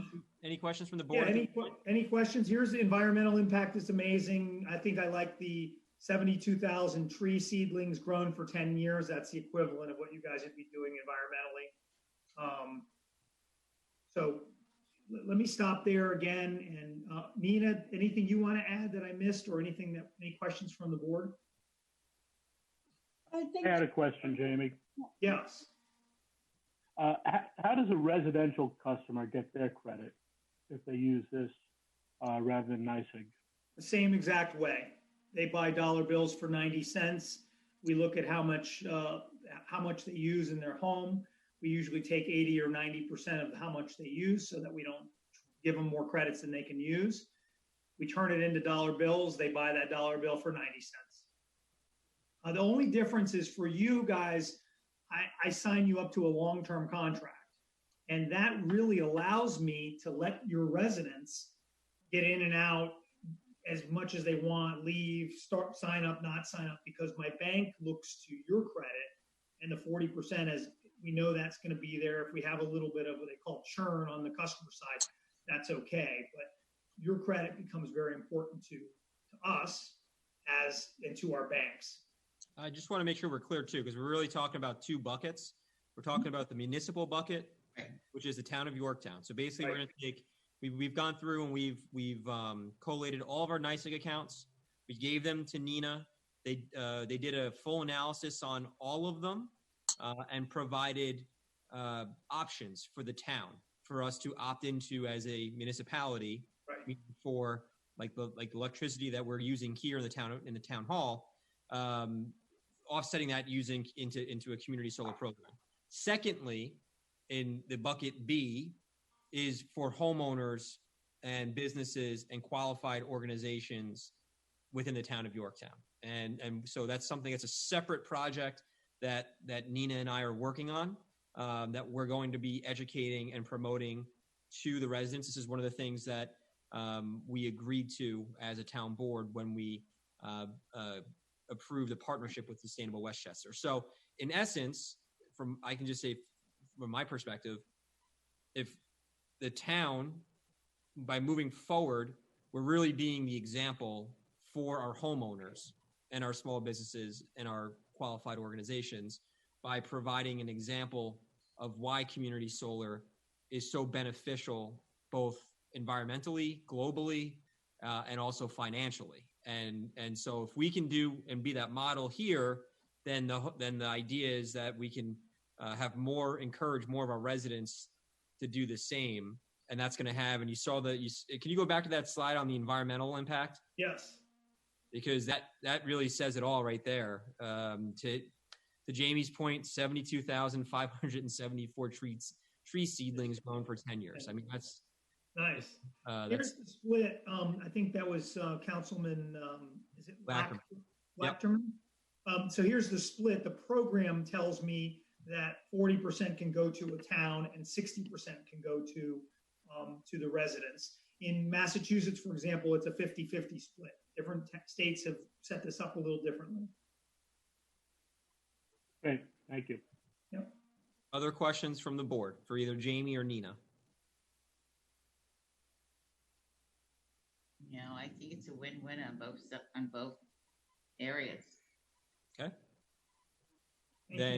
So then at this point, we will then move forward to finalize, as you can see here, next steps. We're going to finalize the amount of credits that we want to take. And then we'll have, obviously, we have our town attorney on with us. He'll begin working on a term sheet and agreement. And this way we can become the third Westchester community right, Nina? We'd be the third? That's correct. And we start sending you pictures. We're under construction right now, and we've been sending the other towns photos of their projects. If somebody wants to drive 3 hours out and do a field trip, we love to show off what we're doing. It's very exciting. We might take you up on that. Be careful. Absolutely. When do you expect, here's a good question for you. When do you expect your system to be operational? We are shooting for the end of the year, the very end of the year. It's going to depend on NYSEG's ability to get us turned on and witness tested. But I would say your credits will be flowing in the first quarter would be the right way to think about it, just given there's always a little lag. Yep. Okay. Any questions from the town board? Can't get any easier than that then. All right. So then we will move forward. Thank you, everybody.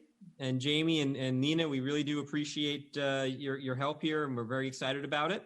And then for the residents at home, we're finalizing our outreach, and we should be able to execute that probably in the next, I would say, week or two, right, Nina? Absolutely. Where residents will receive a letter in the mail that describes and points them to how to opt in themselves. I know my mom's been talking to me about this for like weeks. She's like dying for me to tell her that here's the letter, go sign up. But because she was looking at solar panels, but she decided she wanted to do this route instead for other reasons. But so this is coming. It's an opportunity for residents, and partnering with Sustainable Westchester, our Climate Smart Communities Task Force, and our CSC Task Force members, we're going to be able to promote and educate our residents about this additional opportunity to help the environment, help the globe, and of course, save 10% on your utility bills. And Nina, not to put pressure on you, but I did talk to Warren Lucas and he's interested in a phone call as well. Our good friend over in North Salem. Thank you. I'll give him a call. Thank you. All right. Thanks, everybody. Good night. Amy, thank you for your time. We appreciate it. Nina, thank you. Sarah, thanks. Forward to rolling it And out. Nina, Bye-bye. Good night. Thank you. Thanks so much. Good night. Thank you. All right. So we are moving on with our agenda to the commercial water meters. I want to remind everyone that earlier this year, we updated our code to put some teeth into the law as it pertains to our commercial water meters. This was something that's been waiting for quite some time. And we have with us our water superintendent, Kenny Rundle. Kenny, can you hear us? Hi, good evening. Can you hear me? Yeah, we hear you loud and clear, buddy. And Nice to see you. Ken's with us to provide an update on how that program is going. And I do want to remind everyone also, though, that we did implement this right before COVID. So I want to preface with that. But Ken, why don't you walk us through how we're doing and what you're seeing in the product from the update in the law? Okay, so just a little bit of brief history, just to refresh the board's memory. We have about 10,000 water accounts in the town of Yorktown. Approximately 350 of those accounts are commercial accounts, which means that the water meters are privately owned and they're 1.5 inches or larger. Okay, so as you know, I came to the board. This law has been on the books for quite a while. I stressed the importance of to get this project up and running. The board was very supportive. I met with the town attorney, Mr. Rodriguez. We put together some different language. So we were all ready to kick it off. We did some behind the scenes work to get the programs up and running and everything like that. And we sent out some letters notifying that, hey, this has to be done. If you're not aware, this is what you have to do. So we sent out some letters, like I said, and we got some responses. We got a couple of hardship letters, and then COVID struck. So, and I get that somebody said to me, well, you know, COVID, this pandemic, that's not an excuse. And you're right, it's not an excuse, but it is our reality. I didn't think the time to push this forward through a global pandemic with our state basically in lockdown, putting financial burdens on our residents and our businesses that have these commercial water meters was the right thing to do. So I'm coming today to talk to the board of, I think it's probably time that we could start doing some more mailings, but I'd like some guidance from the board. Or should we wait a little bit more? I just, you know, with everything going on and the businesses are closed, I think, you know, everybody, a lot of people are financially hurting, including the town. And I know the town realizes those shortfalls. And I would imagine that our residents and our businesses throughout town are probably feeling those same financial hardships, with a couple of hardships that, you know, were sent into office. So I gave it some thought, and I just thought this was not the time to do this. And again, I know the COVID is not an excuse, but it is our reality. Kenny, I think you're 100% right. My question to you is so you did put a batch out, right? Yes, we did. Yes. Did we, of the batch, do you know the percentage, how many came back with hardship letters? I don't know what the percentage was. I think there was maybe a half a dozen in around there in that area. And any sense as to half a dozen out of? I think it was 20 or 25 mailings that went out. But and then to our knowledge, the other 20 or 15 or so, they did move forward with testing their commercial water meter and replacing the commercial water meter appropriately. So 4 or 5 meters were replaced. But again, I'd like the board to just understand that being with everything locked down, the testers, they were not going into Yeah. the businesses. The businesses didn't want, if they were open, they didn't want the testers coming in. And some of these meters reside in condominiums also. And you may have to go into somebody's specific unit as opposed to a utility room. Right. So that's kind of where we're at right now. But Ken, is there any number you have for 1 meter that, they are paying for what they are using? It's separate, Vishnu. Kenny, what he's basically, they're paying for their water, Vishnu. No, but how much? Yeah, the meters are working correctly or not? That's the thing we don't know definitively, right? If those meters are actually producing the true value of the water that they're using. That's why we wanted to do this, because for Ken, correct me if I'm wrong, but some of these accounts haven't updated their meters in north of 20, maybe even 30 years. That's a fair statement, yes. Okay. But generally, the people. Are there any meter, like a plumber goes in and he just, there is a shopping center or something.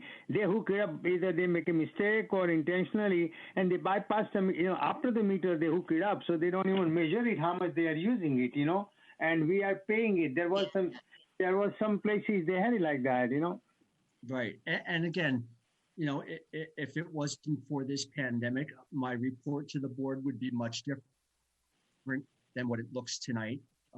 Unfortunately, we were on lockdown, and a lot of the businesses were not even open to get into there. Right. Kenny, I think you made the right decision. Moving forward,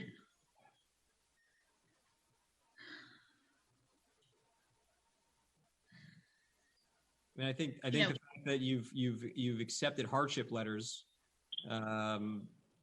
is a step in the right direction.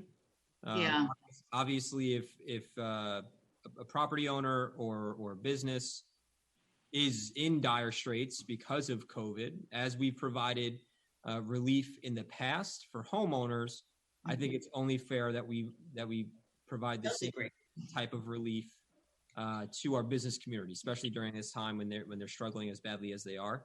So maybe, Ken, what you can do, and I'm happy to work with you on the letter, but maybe we can insert that into the letter so they understand that if they do have financial hardships due to COVID, that we would, find some type of solution, delaying what we are asking of them to an appropriate time. And because again, I think the last thing that we're trying to do is hurt or harm our existing businesses. So I think you made I agree with Alice. I think you made the right decision to treat our businesses and our commercial property owners in this way. But I think that I think it is time to maybe send out another batch of letters. I agree. To see what the response is coming back. And so, and I'm more than happy to work with you on this, but measuring if you're sending out 50 letters and you're getting 5 back with hardship clause responses, that's something that's manageable and we can work with. Right. That means the other 45 are being updated and make sure that they're being read properly. So those are all things I think we can do together. But of course, like I said earlier, providing that compassion and empathy for our businesses who are financially struggling, just like we did for our homeowners and our taxpayers, I think that's only the right thing to do. Right.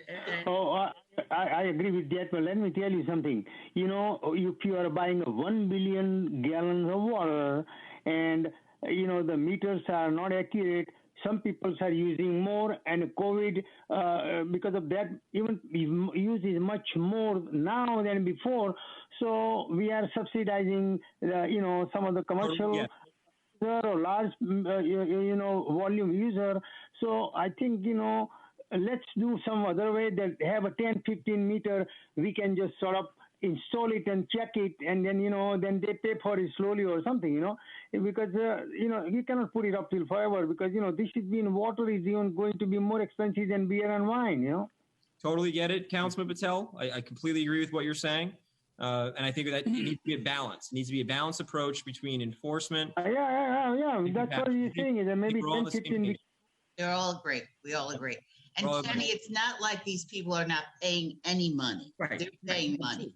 Right. And they may be paying their fair share, but Correct, we correct, don't know that. The only way to do that is to have the meter tested. But correct. just to kind of touch on something the supervisor had mentioned, where we're not looking to hurt the businesses that support in the town that are open in the town. It's also residents, our residents in Jefferson Village that are on fixed incomes, and a lot of condo associations. So I'm glad that They fall with commercial water meters. That's what you're saying. That even though they're residents, they still have commercial water meters and therefore would fall under this. So by pushing this through without realizing or recognizing the situation that people are currently in, you could in fact be hurting people on fixed incomes through this program. Well, and you're 100% right. And almost all of Jefferson Village, and I'm just going to use them as an example, most of their water meters are larger than 1 inch, so they are considered the commercial meters. Right. Or any condo. Any condo, or I'm just using that as an example. I just felt that, during this hardship, the financial crisis that mostly everybody are in, this probably wasn't the time, maybe just to pause and hit the brakes a little bit. But, we were very excited to get this program up and running. I've been to the board a couple of times. Our staff was ready to go. And then again, we unfortunately got hit with this pandemic that we're in. And it just kind of put us on a halt. Kenny, I think you move the next 50 letters out. Let's move the next 50 letters out, see what the response is. Again, I applaud your compassion and empathy, recognizing the situation that people are in. Let's see what the response is, and we can go from there. But the bottom line is you are, and your department is executing on the law that's been put into place. Absolutely. People are paying their fair share. Absolutely. The other issue you're going to Thank you. The other issue you face, Kenny, is that because it's been so long since we've done this, there are going to be a lot of people wondering, did we just do this, start this year? And the answer is no. It was always on the books. We just didn't have the staff to do it. Right. It's been on the books for quite some time. And yes, it's not something, it's been on the books, but we need to do it because the ratepayers throughout Yorktown can't subsidize other ratepayers. Right. Everybody has to pay their fair share. Correct. And that's the bottom line. They have to pay. Kenny, before I let you go, can I throw a curveball at you? Sure. I tried explaining this during my report to the town last week. Can you just, as briefly as you can, explain to folks about the notice that they should be receiving in the mail?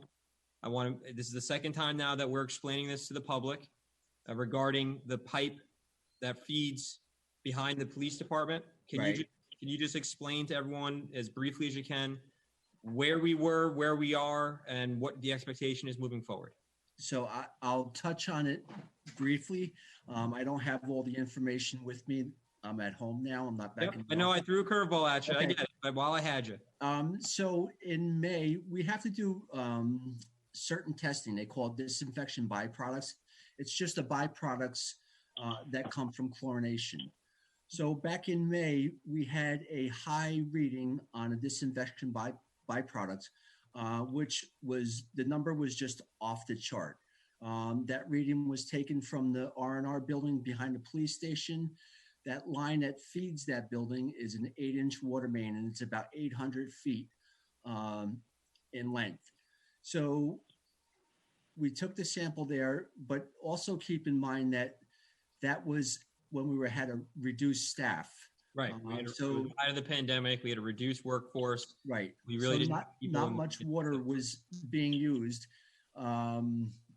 So they took the sample and it came back off the charts. The number was, I forget exactly what, I think the reading was 185, and usually it's like 60 or 0.6.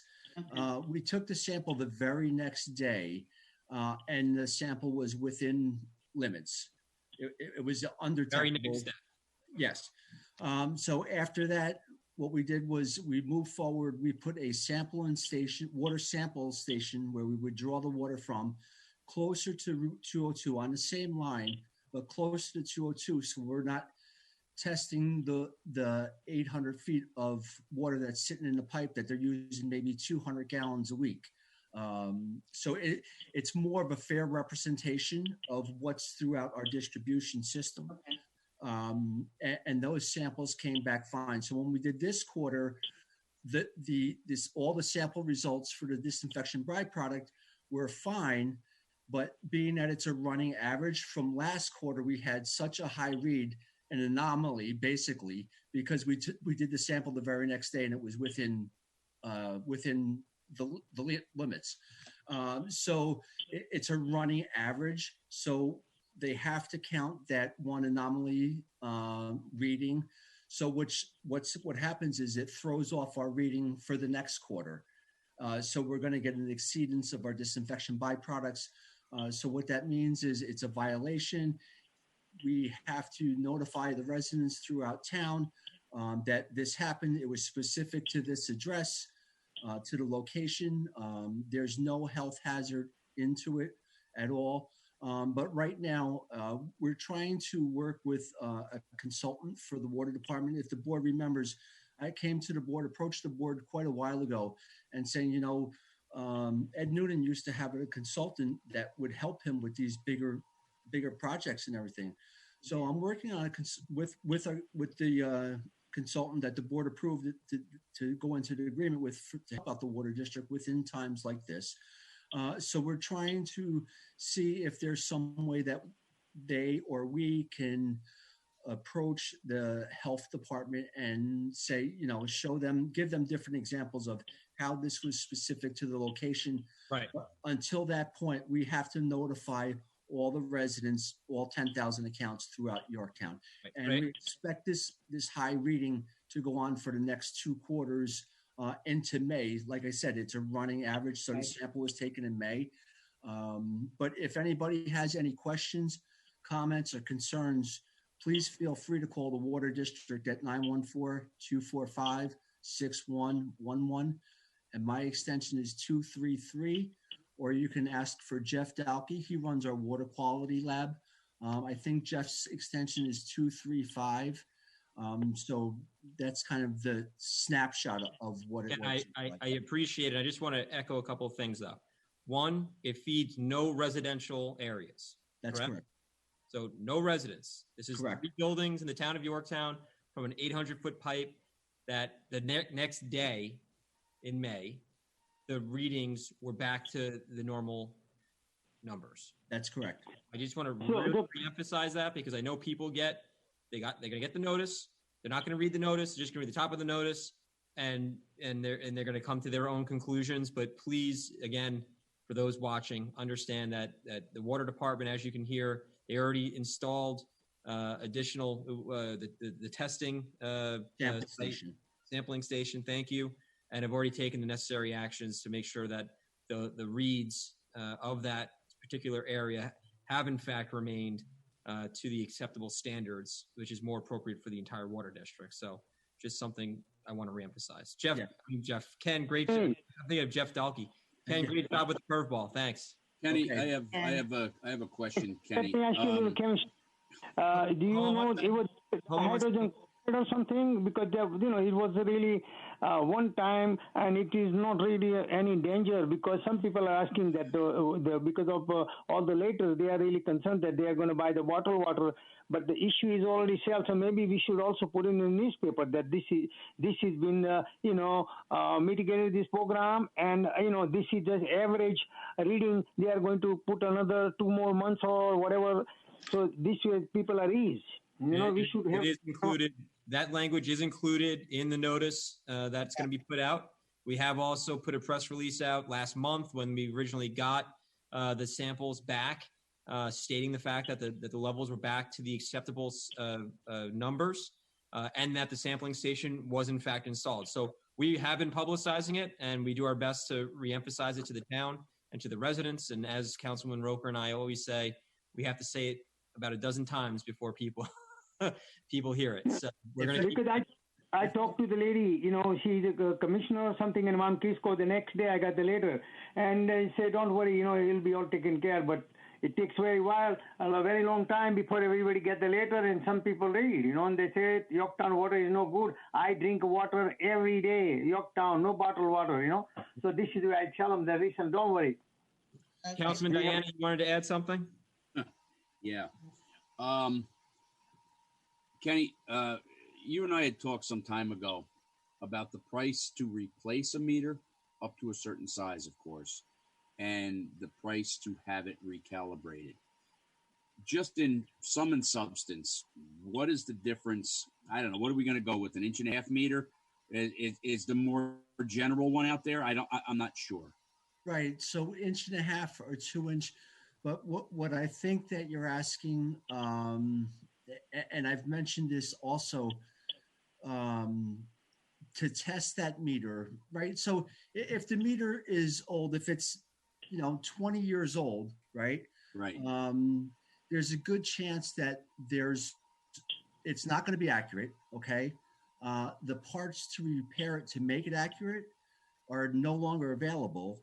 I'd hate to see the residents and the business owners take good money and throw it after bad. Right. They could take that money that they would spend on getting it tested, putting that towards the purchase of a new meter, and let's say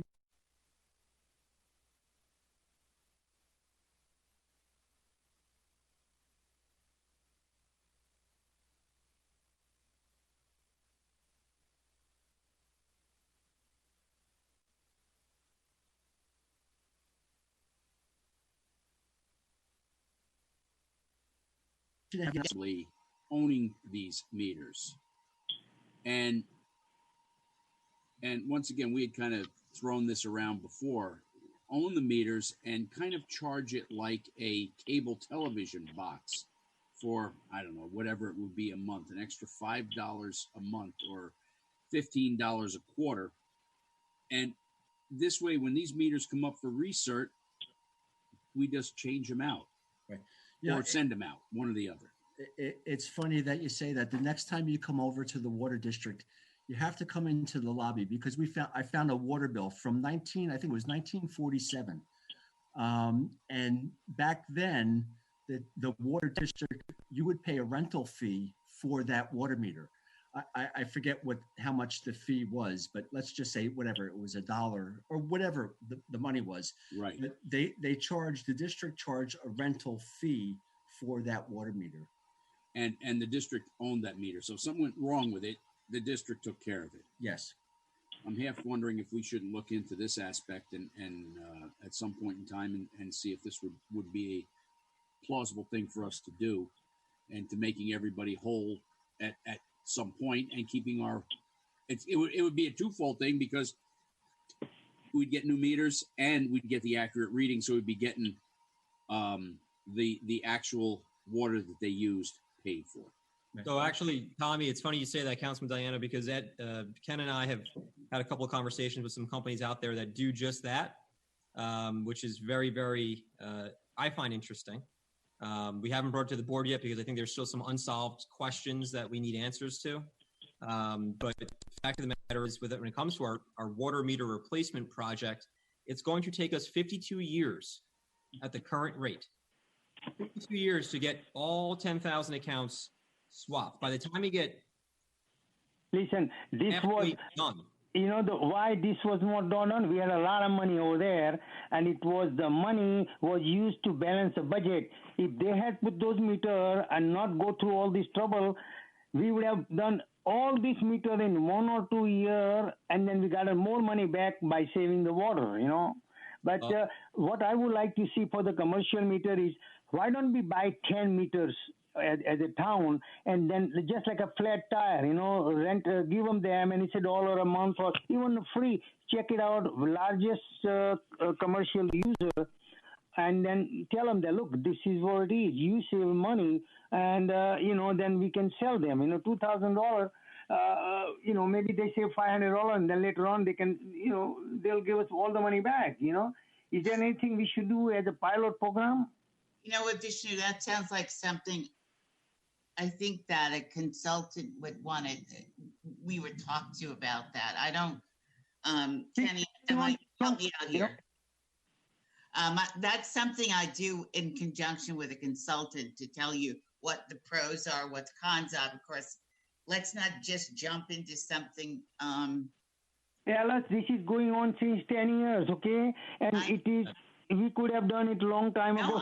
No, I hear you. I hear you. I will rent the $10,000, 10 meter, and let's do the program. How about that? And then we'll worry everything else, just to show the people how to save the water. The problem is we need $2 million in order to replace all of the water. No, I'm only commercial meter, 10 meter, not all of them, So just if I may, please do, Kenny. Regarding the commercial meters, so I think we should think about that. If we're going to, if the district is going to buy water meters, okay. What I don't want to do is send a letter to Jefferson Village and saying, folks, you have to have your meter tested, and then we're going to come back and then take that new meter out that they purchased and put our own meter in. You know what I mean? So I just want to think that through. There's a lot of moving parts in this whole program. Yeah, good. Because I don't want you to move so quickly either, Kenny. Right. And I think this is good for us to come back to at another work session. Absolutely. Regarding the water meter replacement project. And if I may, I know my time. I'm probably over my time, but I would just like to reiterate one thing that the supervisor had touched on. Backing up to the water sample disinfection byproduct, we did have a high reading, which we believe to be an anomaly, but we can't say for certain. That's what the read was. We have to go with that. The water was sampled the very next day. The sample results were within limits. It was isolated to the refuse and recyclable building behind the police station. And that reading is not a representation of what's out in our distribution system, because there was 3 other sites. We test 4 sites. There was 3 other sites, and they were within the undetectable levels. So given the high usage, the reduced staff, I feel that that's how we have this reading, if it was even accurate. It sounds like what happens when after your people work on a water main break, we have to put our water on and let it run for quite some time, because to get out whatever was built up there. So I get it. So that would be onto the next project of relining. So we're ready to go when you folks are. Sounds good to me, Ken. Ken, thanks so much. We appreciate it. Thanks for your time. Thank you. I like that, Kenny. Have a good night, folks. Have a great night. Thanks. Sticking with our infrastructure, we're going to go to our next topic of conversation, which is the Peekskill Sewer District I&I study. We are joined by our town engineer, Michael Quinn, and our team of consultants from EDR. We have Cosmo Pagano, I see, looking very James Bondish. We have Bob Butterworth and Mike Tamblin. Gentlemen, is everyone there? Everybody's here. We got Mike, I'm here. Good evening. Bob, and Mike Quinn. Here we go. We're here. Excellent. Good evening, gentlemen. Thank you for hanging in there with us. Mike, you wanna give us an overview as to where we are with the Peekskill Sewer District I and what we need to do next? Okay. So according to the terms of the consent order, the town was required to do this inflow and infiltration study, which we completed end of August. We came to the board in August with the report. It was a draft at that time. The report was finalized a few days later and submitted to the DEC. We have not heard any comments back from the DEC. Now, the next milestone in our consent order is to develop a work plan based on the results of the study. And that work plan is due by the end of October.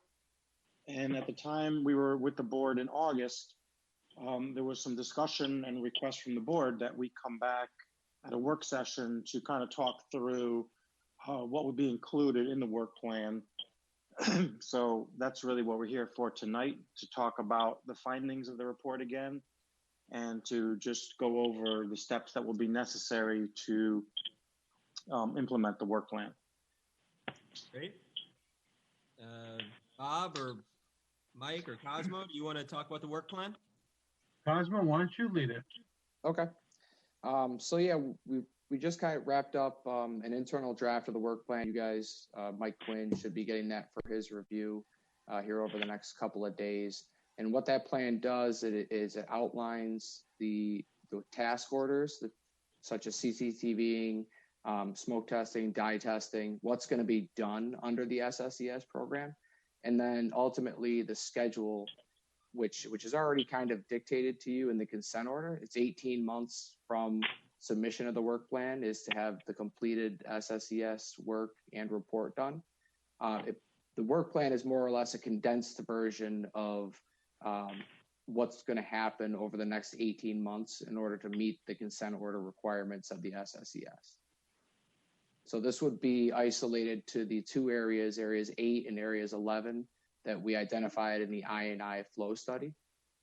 So just to clarify, this is not for the entire collection system. This is just for those two particular areas that you found the need to address further with.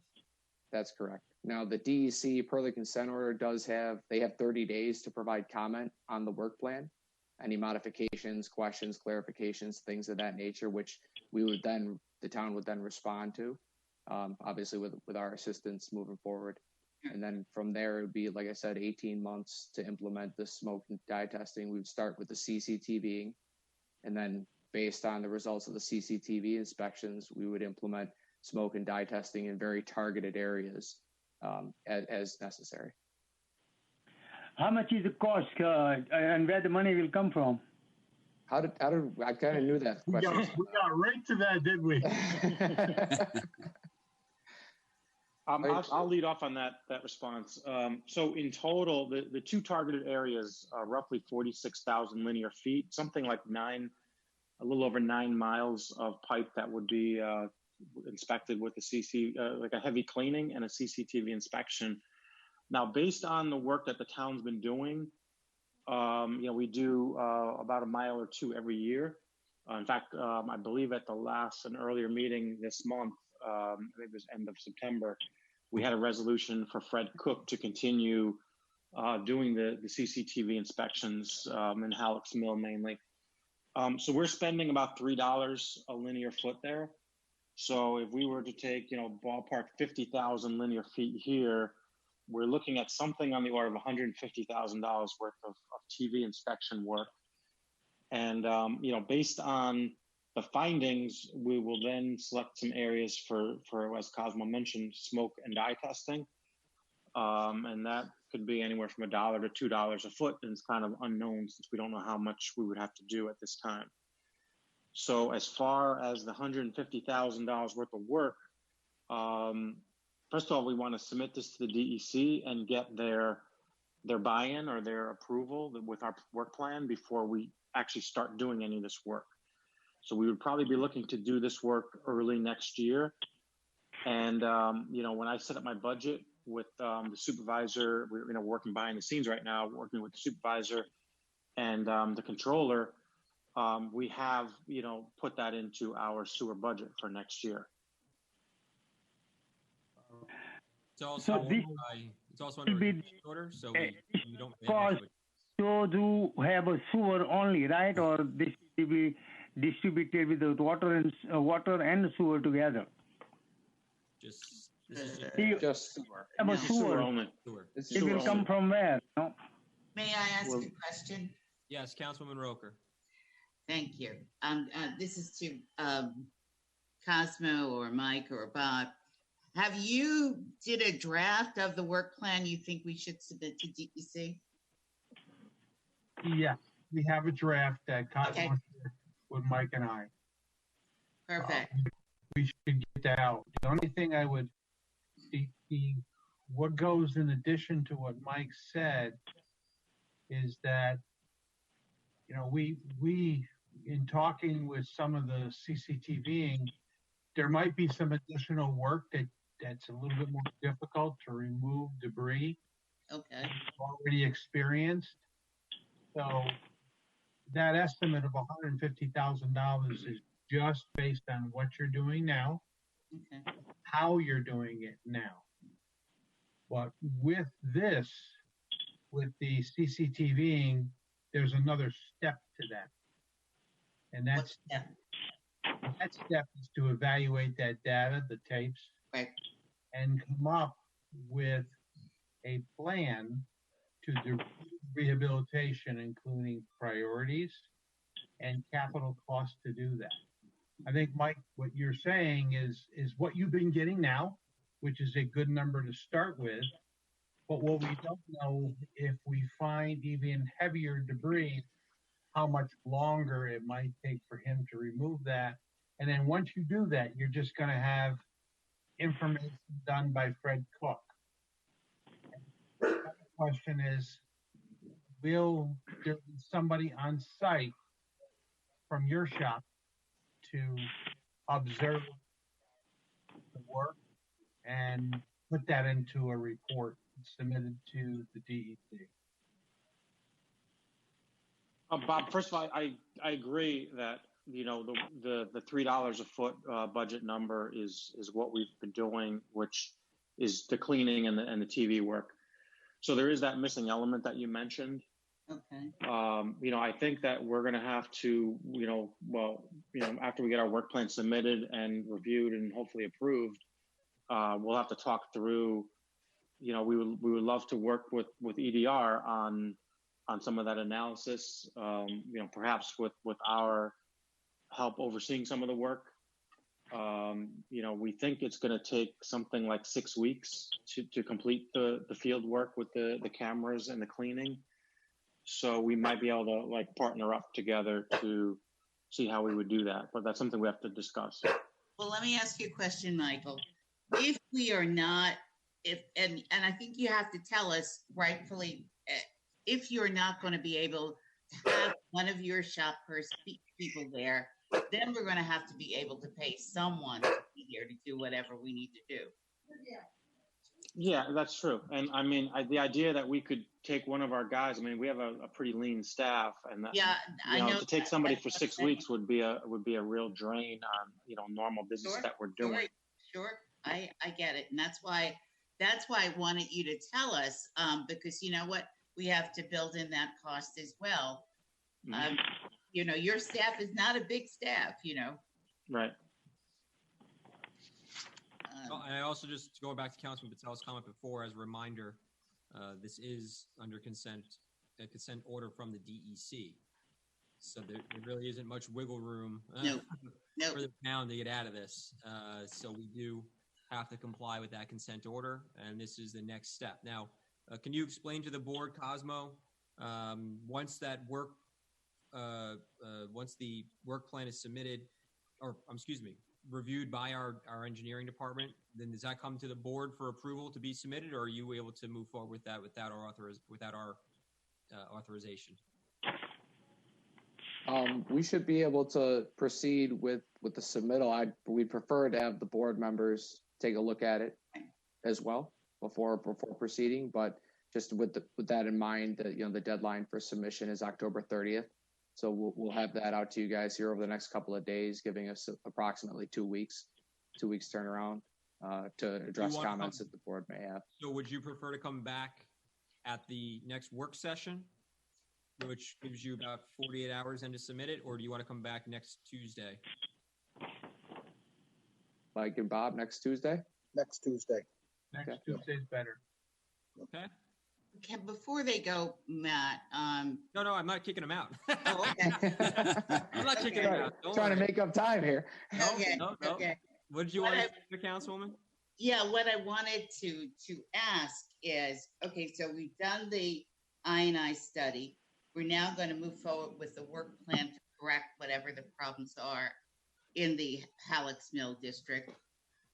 Peekskill district. Peekskill, sorry.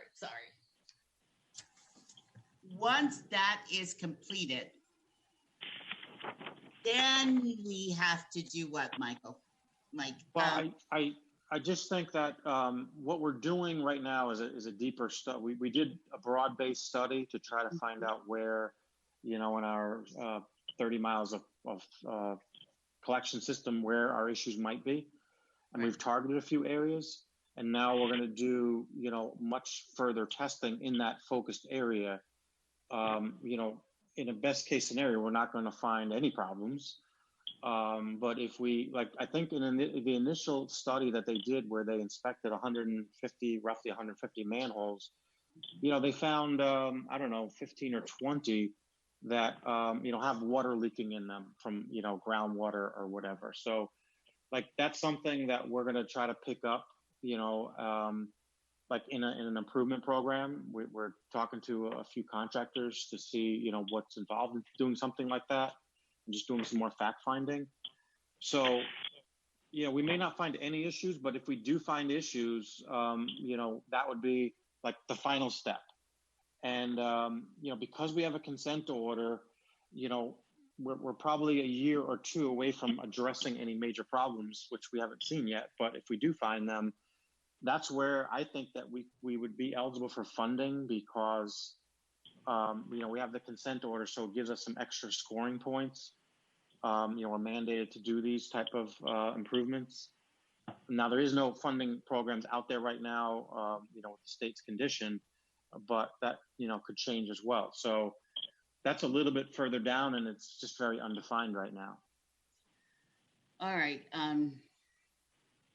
So just to add to what Mike said, this work plan is bringing you, like you said, the next level of evaluation. Because we took this whole area and said, let's do a briefer study than what the DEC wanted. We were able to identify 2 sub areas that we got to do more detail. Okay. That more detail we have to do next. When that is done, there will be another schedule for rehabilitating those defects that are potentially contributing to excessive flows to your collection. So that's the rehab. We'll call that the rehab. That is the 3rd step. And you'll be given time to put a schedule. Once you do this study, this more detailed study in a smaller area, you'll be able to do the assessment, evaluate what you have to do, make a case for only doing what is the highest priority. From that standpoint, you'll have to come up with an actual construction rehab schedule. And there'll be multiple different aspects. There'll be different methods for the type of defect that is run into. Okay, that all has to be put together. Okay, let me tell you what my concern is. That I don't look at this piecemeal like we're going to do this and then we'll worry about where the money's going to come from and then we'll do this and then we'll do that. To me, I would like to kind of worry about the money altogether. Michael, it's going to be more than 150. There's no question in my mind. I just think the board needs to talk about with Michael what funds we have available and whether or not we may have to go out for a bond.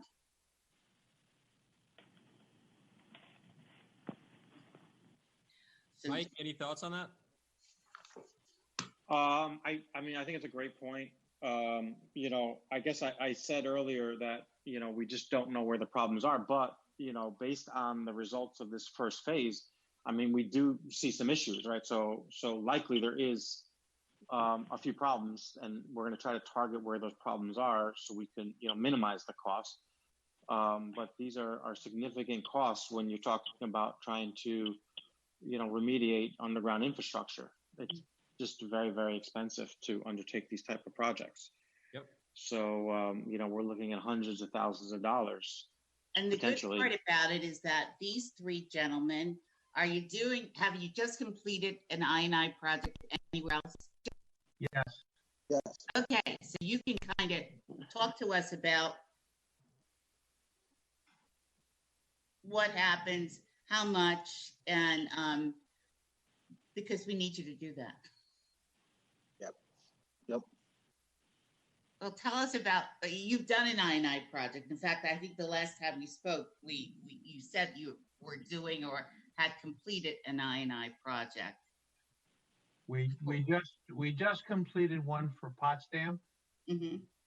Okay, an I&I program, and their field investigation is a bit more costly than this is right here.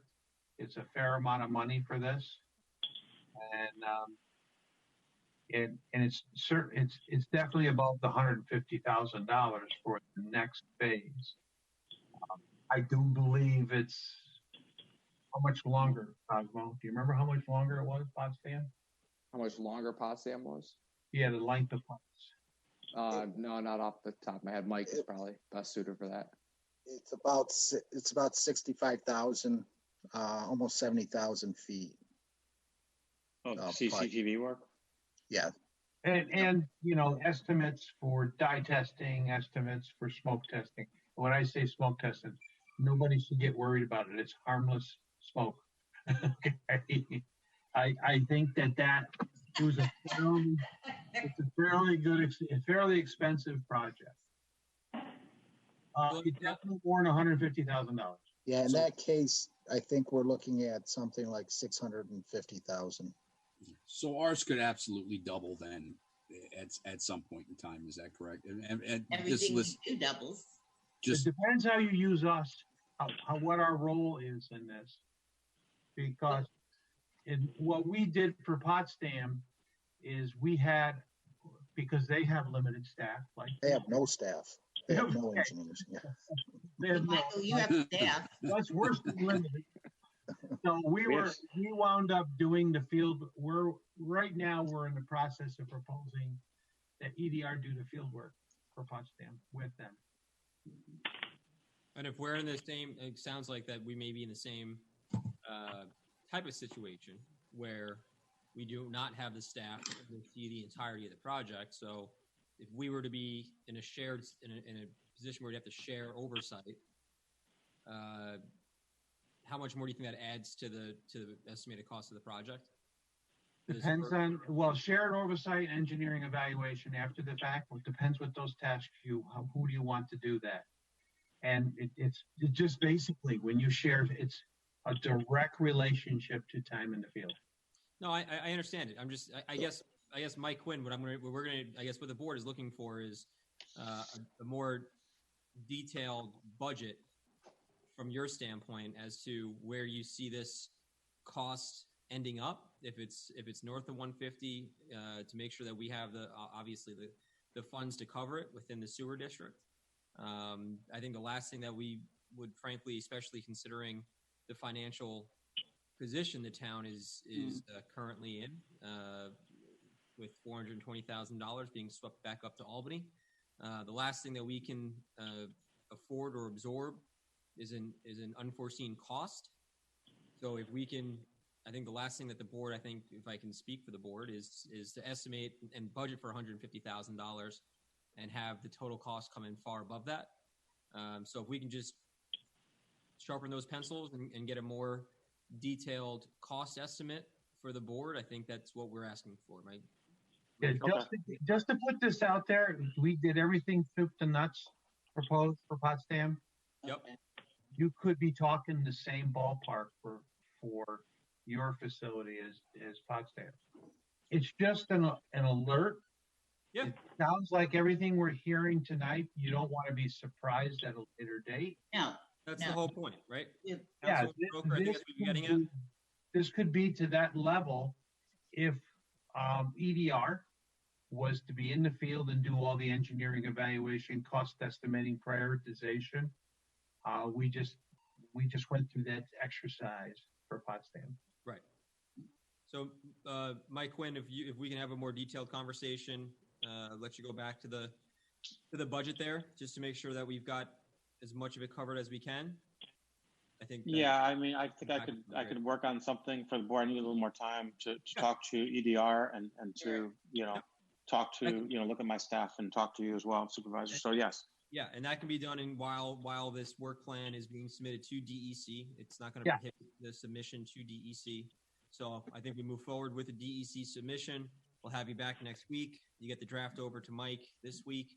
And then Mike, in the meantime, we'll have a more deep, another conversation on that $150,000 budget to make sure that. Yeah, I think the one thing we can't do, Matt, is put in money and have it come back, whether it's 2/3 or a quarter more. To me, it's like we really have to kind of be on the money here.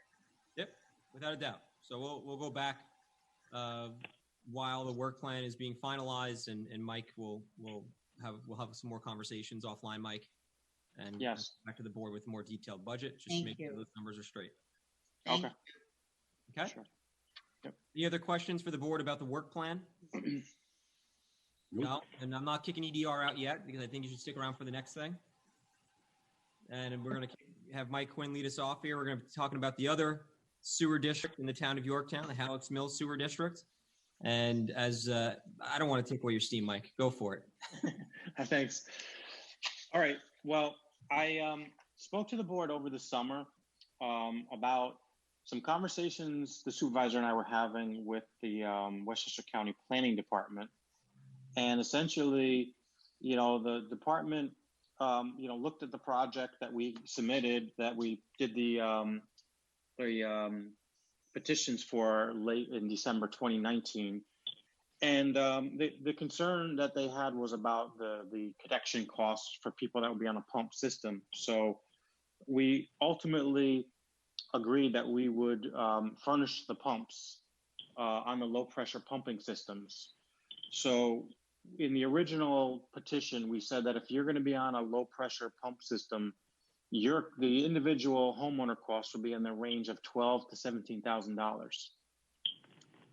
And the county felt that was just too big of a burden, and people wouldn't connect. And ultimately, they really want to see for the $10 million commitment that there's going to be a lot of people connecting. So we basically used the contingency. We had a 20% contingency, $2.2 million. So if we took the people that were projected to be on a low pressure system and furnished them the pump, which we estimated at $8,000 per pump, that was on the order of $1 million that would cost. So in that prior conversation with the board, that was the approach we went forward with. And, the county was very pleased to hear that we were willing to do that. We've re-engaged with the DEP. They also were pleased with the project, and they basically recertified that we have a qualifying project for the $10 million. The county planners have given us their commitment on the project. They've just in the last few days now, they're working on this right of objection, which is essentially a document that they'll be sending out to affected agencies saying that the county will be furnishing the $10 million for this town project. So our project still is the same size project. There's 315 parcels. The total cost is the same as far as the town project cost, because we're taking this out of the contingency, if you will, to get this done on the county side. So really, I just wanted to come in tonight to give the board that update. We're working now with the county legal department on the term sheet for the $10 million funding. We have to do an IMA between the town and Westchester County. So there's, I guess, some staff people that are being assigned to the project. We have an amended map plan report with that change I just described. So with the board's consent here, I was going to post that back on our website. I know we started getting, people checking in. Hey, what's happening with the sewer project? People are, certainly interested in what we're doing. So I'd like to, give a little update on our website and post the revised numbers on our website with the map plan report that we previously did. So really that's the update I wanted to give the board. Along with, this is a Halleck's Mill sewer district extension. We're doing other work in that district, which is really setting the table for future projects that we'll be doing to further extend the sewers in Halleck's Mill. The pump station rehab, the next phase, which is 4 pump stations, that's going to be an EDR project. We received an award, I think late last year on this project. We did put it on hold through the pandemic, but we're going to get back into starting that work. We have a kickoff meeting set up for next week. We're planning to do an I&I study in Halleck's Mill because we know that's something the regulators are going to be asking us about before, we're going to be able to extend our sewers by 5 miles. They want to know that we're taking good care of our collection system. So we're going to use some of our lessons learned in the Peekskill Sewer District on the I&I and do a similar study in Halleck's Mill in 2021. We're doing some smoke testing right now in that area as well. So a lot is happening. I mean, I know some members of the public may have been a little frustrated with not hearing a lot, but behind the scenes, we've been pretty active at trying to get this project moving forward again. I mean, frankly, it's a significant step forward that we have the right of objection letter that's going to be on the street within the next week. We're being told by county planning. We're very excited about it, and our legal team. We have our town attorney with us, Adam Rodriguez, is obviously going to be working on the term sheet with the legal department. So these are very significant steps. We also checked with the Northern Westchester Water Coalition, right, Mike? Yes, Watershed Corp. Yep, we do not need to go back with another resolution to them. They felt that the original resolution satisfied the current project. So the more we work on it, obviously, the more prime the engine gets.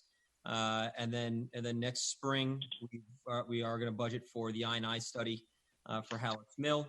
But these are all very positive steps moving forward. And just we've taken additional steps because, like Councilman Roker said, with regards to Peekskill, we wanted to look at a comprehensive view of the entirety of the project. And for those in the Halleck's Mill sewer district who are looking for those sewers, I'm going to say it now, and I'm just going to be honest, do not expect them next year. It's just not feasible. And so I think we have to be very realistic in when we're going to be at the point where we're going to be breaking ground. I think we still have, I would say, 2 years until we're at that point. But the good news is that we do have confirmation on the dollars needed, that $10 million seed money to get us home on phase 1. So we're going to continue working through it. We're going to continue working on the staff level with our town engineer and the staff at the county department. But this is a significant step forward for this project, and it's good news for the town. And so for those who are waiting, I understand. We've been my office has been contacted as well. I wish that it is something that can snap your fingers with. We do have some experts on the call right now from EDR who's been experienced themselves in these types of projects. They can tell you themselves that this is not something that gets done, I think, within a calendar year. It's too large of a project. It's too complicated of a project, but positive steps are being made. And again, just to manage expectations, assuming everything we do goes right, and there's no derailment, I would say 2 years from now, or 2 years next from the spring, we would be in a position to break ground. Yeah. And I'm just being very, very honest. And I know it's a hard time away, but there's still a lot of work to be done to get us to that point. But all indications are from our other partners in government that we have put ourselves in a very, very good position to execute on the $10 million that's from the DEP. Matt, one of the things we talked about was to be able to put together a timeline that people can actually look at and see where the project is. Mm-hmm. And I think that is so important. And that way people won't they may be frustrated, but at least they'll understand what we're working on and why we're working on it and what the next phase would be. Right. So maybe we talk offline about how we put that together. Yeah, I agree. I think that'd be, and again, I would just want to manage expectations, and Yeah. I don't want people to think that we're going to come back next year and say, hey, miracle, sewers are coming. It's not. It's just not realistic. Miracle. It's just not realistic. I think Mike Quinn, our town engineer, can attest to that. I think the team from EDR, who's got so much experience in this and intimate knowledge of our own sewer district, can attest to that. But just because we're not breaking ground doesn't mean work's not being done. And so we really have made terrific progress despite the pandemic, despite staff not working or diminished staff levels within government because of the pandemic. And now we're at the point where that right of objection letter goes out next week, and we are in contact with the county legal department to finalize the term sheet. And then I this spring, which we are budgeting for as well. So those are all, again, very positive steps in this entire project. Any questions for Mike Quinn or anyone from EDR from the board? Anybody have any questions? EDR, do you have any comments about? I know you've been down this road before. I don't know if you have any comments about Halleck's Mill. The only thing I would say, if you're planning and budgeting for an I&I study next spring, you may want to start the planning process for that. Yep. That I think that would be a good start. Absolutely. That's something I think that Mike Quinn, you and I have had conversations about getting. Yeah, we're doing some internal work on that right now, like just setting up our mapping and some of the steps that we did for Peekskill. We're working on. We it's a good heads up, but yes, we're doing that. Yep. So overall, good news for the Halleck's Mill Sewer District and Sewer Extension Project. And we just ask the residents to hang in there with us and know that the wheels are moving, and we're going to get there. Can I just talk to the town engineer? I have something to clear up. Mike, are you in there? Yeah, I'm here. Hello? Go ahead. Okay. I'm here. Let me ask you. I spoke to you and also the water superintendent. What was the contamination? Is the water, when they filter it, they put the chlorine to kill the bacteria. So if the water is not used in some part of the end of the pipe somewhere, a house, then they form the yellow acetic acid, and that is really a byproduct of a bacteria and a chlorine and water. Okay, so this issue was resolved because they flushed the water and everything else. So maybe you can help just write a little note to the the water department superintendent, and they could put a little note on a town website and also in a newspaper that this issue being resolved, but the high number is the average. They go for a few months, even though we already take care of the problem. Because I didn't remember what was the name of the acid and everything else, but I talked to the commissioner, and the next day, as soon as I got a letter, I talked to her. So maybe you can just write a little note to water superintendent, and he can put it in the website or something, just to use this, the yellow acetic acid. It's a byproduct from a bacteria when you do the chlorination of water to kill the bacteria. That's it, and it happens all the time, but a very small amount is you cannot detect it. But this may not have been used for a long time, so they happen to be testing and they found violations.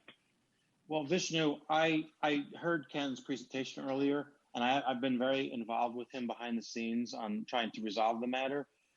Yeah. First of all, he correctly stated that the sampling port is 800 feet away from the mains, but when the sampling protocols say that you can't flush the line first, you have to sample at the tap.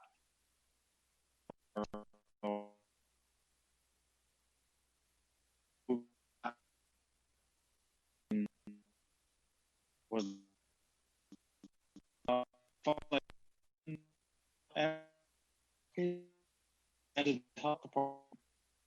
because they don't want somebody to say some different way. They have to vet that first. Right. And I think the only thing that we're working on, of course, efficiently. The thing that we're working on is why, for something that happened once, an anomaly, why it's affecting, future readings or future averages. We should be able to ask for relief, and I think that's what we're trying to figure out the best way to do that and the right way to do it. So we do it correctly, and we don't waste money on mailings that don't really mean much. Right. No, we just put on in a newspaper, on our own town website that we are already in the process of, removing the violations or whatever you want to call it. I mean, that this postcard that was sent was No, but reviewed and approved by the health department and the state health department. One of the guys, he stopped me and he said, listen, what kind of water do you have? And this guy has a little technical background. I said, listen, this thing happens. And sometimes, like when you open your house, when they flush hydrant or something, why the water comes dirty?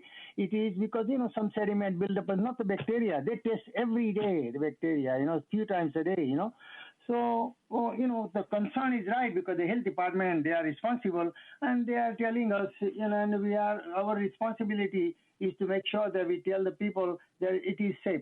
That's it, Thank you. Thank you, Councilman Patel. Completely agree. Yeah. And that's what we've been trying to do is emphasize that. But I want to thank you for hanging in there with us. And I want to... and I found in my notebook, it is in June 2nd, 2020. Yeah, okay. Thank you, Councilman Patel.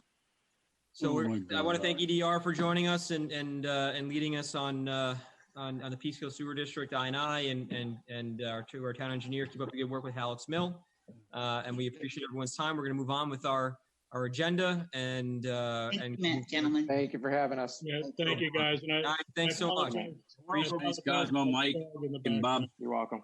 Thank you, everyone. Bye now. We're going to welcome Lynn Briggs, chair of our Heritage Commission, and Lynn is coming in from California, and so it's nice and early over there. Yeah, it is. And so we wanted to talk about Zeno Barn, something that we've been trying to move forward, and I think that we finally have a solution regarding the transit hut. Lynn, are you there? I'm here. Can you hear me? We can hear you loud and clear. Yep. I don't know why my videos. What do I need to do to get the video? What you were doing? There you go. Perfect. Okay. There you are. Hi. Good evening, everybody. Good evening. Well, let me jump right in. As Matt said, the topic here tonight is a Zeno Barn, and just to do a little refresh, there was a magnificent barn that we became aware of in 2017. A community resident came forward and said, "Did you know there's a great barn over there on the Zeno nursery site?" And we investigated, and some of you may recall that it was covered in gray pine. So we went over, we found out that Mr. Breslin and Bob Rosenberg of Yorktown Jazz and the Realty Development Company would be willing to partner with us to allow us to save it before they tore down and demolished the whole set of buildings there and put up the Lowe's home improvement site. So we formed this partnership and we took down the timber frame. And the timber frames, the barn itself is a beautiful 1830s American timber frame working barn, part of our subsistence farming heritage, a really wonderful coveted part of our history. And so we saved it. Right now it's on 2 trailers at the Greenwood site, 2 48-foot trailers, been there for 3 years, okay? So what we want to do, we're kind of at an inflection point, and we want to take 2 actions. One is to release the rental of the 2 trailers. So that the barn has been on the 2 trailers now for 3 years. We want to give the trailers back, stop the rental payments, and put a Quonset hut over the timber frame, and there are other materials as well. So what we want to do tonight is to get the town board's agreement to purchase the Quonset hut and to take the step of just getting rid of the trailers and store all of the materials under that. There's a second work stream that I wanted to talk to you about, and that is there's some unfinished business that we need to take care of with the person and people involved in taking down the timber frame, and we need to settle those accounts and so on. So let me just talk to you about the first one. We've gone out and gotten an estimate for what it costs to go buy a Quonset hut for the size that we need. and then the labor involved in putting it up. And totally, it's about $11,000. Okay, what we did is we went out and we went to 4 donors, and we talked to Matt. And Matt said, let's see if we can't do a match. So we went out, we got 2 donors to sign up to participate. So we're in a position to fund half of the Quonset or half of this $11,000. Okay, so what we wanted to do tonight is to gain the town board's commitment to go get this Quonset hut bought and start that part of the work stream. So we know what Quonset hut we want. We know the vendor, we know the specs, and we're ready to go with that. So I guess my question to the town board is, you want to make this commitment to get the Quonset hut, and number 2, who can we work with to get it done quickly? So that's just for the board and the public. This would be a partnership with the donors of the Heritage Commission. So we would split the cost of the hut. We have identified the dollars needed on the town side to meet our half. We heard from Tom Clemens, who we asked to go inspect the timbers. We did hear from him, as we all recall. He reported back to us that they were, in fact, still salvageable, but under the current in the current situation that they're in, not for much longer. Which is why the hut prior to winter is so important. Yes. As a reminder, the timbers were on 2 tractor trailers. The tarps all but basically disintegrated around them, so they were exposed. So we really need, now that we have Tom Clemens, his evaluation of the state of the material and stating that it is still salvageable. It's up to us at this point, frankly, to put them in a more secure location under a more secure roof than a tarp until we become able to resurrect the barn, which was one of the things that I know is a priority for the Heritage Commission. And so working with Lynn, we came up to this solution. We did find the dollars to do this. And so we wanted to bring it to the board to see if there was any questions or objections. The only question I have, we had talked about box trailers and stuff, and I know I had gone out and gotten some prices on them. Now, the Quonset hut would be a permanent structure or a temporary structure? Would it be the tarp covered type Quonset hut? Is that what I'm to understand? Yes, it's 26 by, I think, 12 feet high, 26 feet wide, 48 feet long. It's a nice heavy duty vinyl Quonset hut. It's got end flaps, and the disposition of it could stay there and help Dave for any other storage purposes he needs, or we could, when we're done, we could dismantle it and sell it. So those are options that we thought through in terms of its future. But it provides the ability for us to dry these timbers and get them in a much more ventilated environment. Right. So Dave could buck up about 50% of that, I guess, right out of his budget. No, I'm only kidding. Oh, Dave. yeah. No drinking on air. I'm sorry. I couldn't resist, Dave. Yeah, I'll buck up a little bit of space for it. How's that? Oh, come on. Dig deep. Not something I have need for, but thank you. And we did explore, thanks to Councilman Diana, we did explore some covered trailers. Ultimately, it was determined that those probably weren't the most suitable for for protecting the material that we're trying to preserve. And again, considering that the Preservation Commission or Heritage Commission, was able to get half of the money needed, it's a fair partnership with the town, I think. Lynn, I want to thank you for getting out there and getting half of the money. I think that this is a real winner for the town. Perfect. Thank you. It's been a privilege to be part of it, although it's been a long, arduous journey, but I think it's an important part of our history that we've got to take advantage to save. Agreed. And I know the plan is, I'm sorry, I didn't mean to overtalk. No, go ahead, please. The plan, we've done site analysis. The plan is to re-erect it, if you will, next to the restored train station. So it's a nice draw of wonderful historic legacy to our town. So that's the game plan for it. You know, we're starting to check the boxes, which is nice that we're closing things out that have been opened for so long, and that we're getting things behind us so we can start to move forward. Now that the train station is done, another jewel in Yorktown, this will become the same thing. And one other point I'd like to make, we filed for a grant last year. We didn't get the grant to do a feasibility study to get this thing up and running. But what we got from it is 3 proposals from engineering barn specialist companies who laid out plans of how we go about it. So we're a leg up in terms of that's great. What we need to do next. Lynn, you're going to have to work with the comptroller in order do a purchase order and whatever else the code requires of you for that type of purchase. Can we have the town purchase it directly so that we can purchase it directly, and then we'll have our finance department work with you so that the money that you collected goes directly towards that specific item.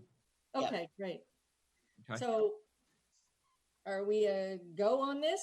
Yeah, so we'll pass the resolution next week to formalize it. But I think at this point, unless there's any objections from any of the board members, we'll prepare as if we are moving forward. So what I need to do then is there's some logistics, obviously. We need to get you the specs. But number 2, I need to get with the trailer people. We need to get the schedule, the sequencing of how all that's going to work and how we do the transition. So know that that's something we have to do. So if I could talk about the second part of this, which is settling some of the administrative stuff, which is we need to pay some of the folks who participated in taking down the barn. And so one of the things we need to do is get the liability releases completed. And I see Adam, I see his picture there. He's here. But I was wondering, Adam, if you could help us with an update on the 10 liability releases. We need to get the barn specialist, by the way, agreed to sign these back in December. Correct. And so we just need to get these and then get with him and get him to sign them. And then I think just execute payment. The money is still in the project funds. And I think you, Matt, as well as I and others have confirmed with the Yorktown Jazz folks that they are willing to pay. Remain committed. Yep, they remain committed. Adam, do you have an update on the releases? Yeah, they're drafted. They should be out there by the end of the week. Great. So we'll have that by the end of the week out. Okay. So overall, big steps for Zeno Barn today with the Quonset hut and the releases going out by the end of the week. Great. Thank you so much. Okay. Thank you. All right. Very good. Thanks, Lynn. Stay well. Bye-bye. Good night, Lynn. Appreciate it. Yep. Okay, we're going to go over to the master fee schedule. I'm going to turn it over actually to our town attorney, who's been working with our building inspector. Is our building inspector joining us? I don't know if he's on. It might be past his bedtime. Past my bedtime. I know it is. Mine too. Tell you're cranky. He was on, but I don't see him now, so maybe he'll come back on. So I should have actually asked Lynn if she's going to be in California and would like to have this achieved prior to winter, which is basically 6 weeks away. You know, who is going to be the point person that will be telling them where they can put this up on our location? Yeah, I'll follow up with Lynn offline, and I'll get that information from her. And I think you just volunteered, so no, I'm joking. Yeah, no, we're not going to install it, but we certainly right.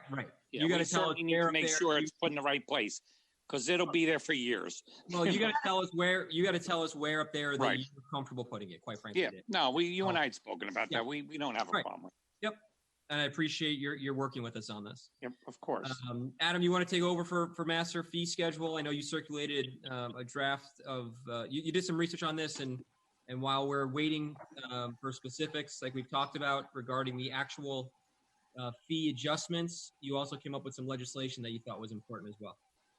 Yeah, you did. Yeah, the code as it stands now requires any changes to the fee schedule to happen by local law, which seems very inefficient. And so I drafted an amendment to Chapter 168 that would allow the board to amend the master fee schedule by resolution. I also did some cleaning up because it didn't actually, let's just say it now makes clear that the master fee schedule cannot it doesn't just include fees, but can also include, other forms of financial guarantees like bonds, letters of credit, that sort of thing, whatever the board deems appropriate. So, it wasn't a monumental change, but these changes were important. So I did draft and circulate a draft local law to accomplish that.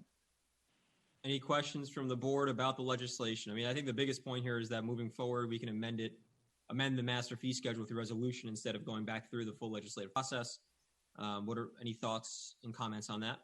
I don't know why it became a law because it had always been a resolution. Well, this would bring it back to that.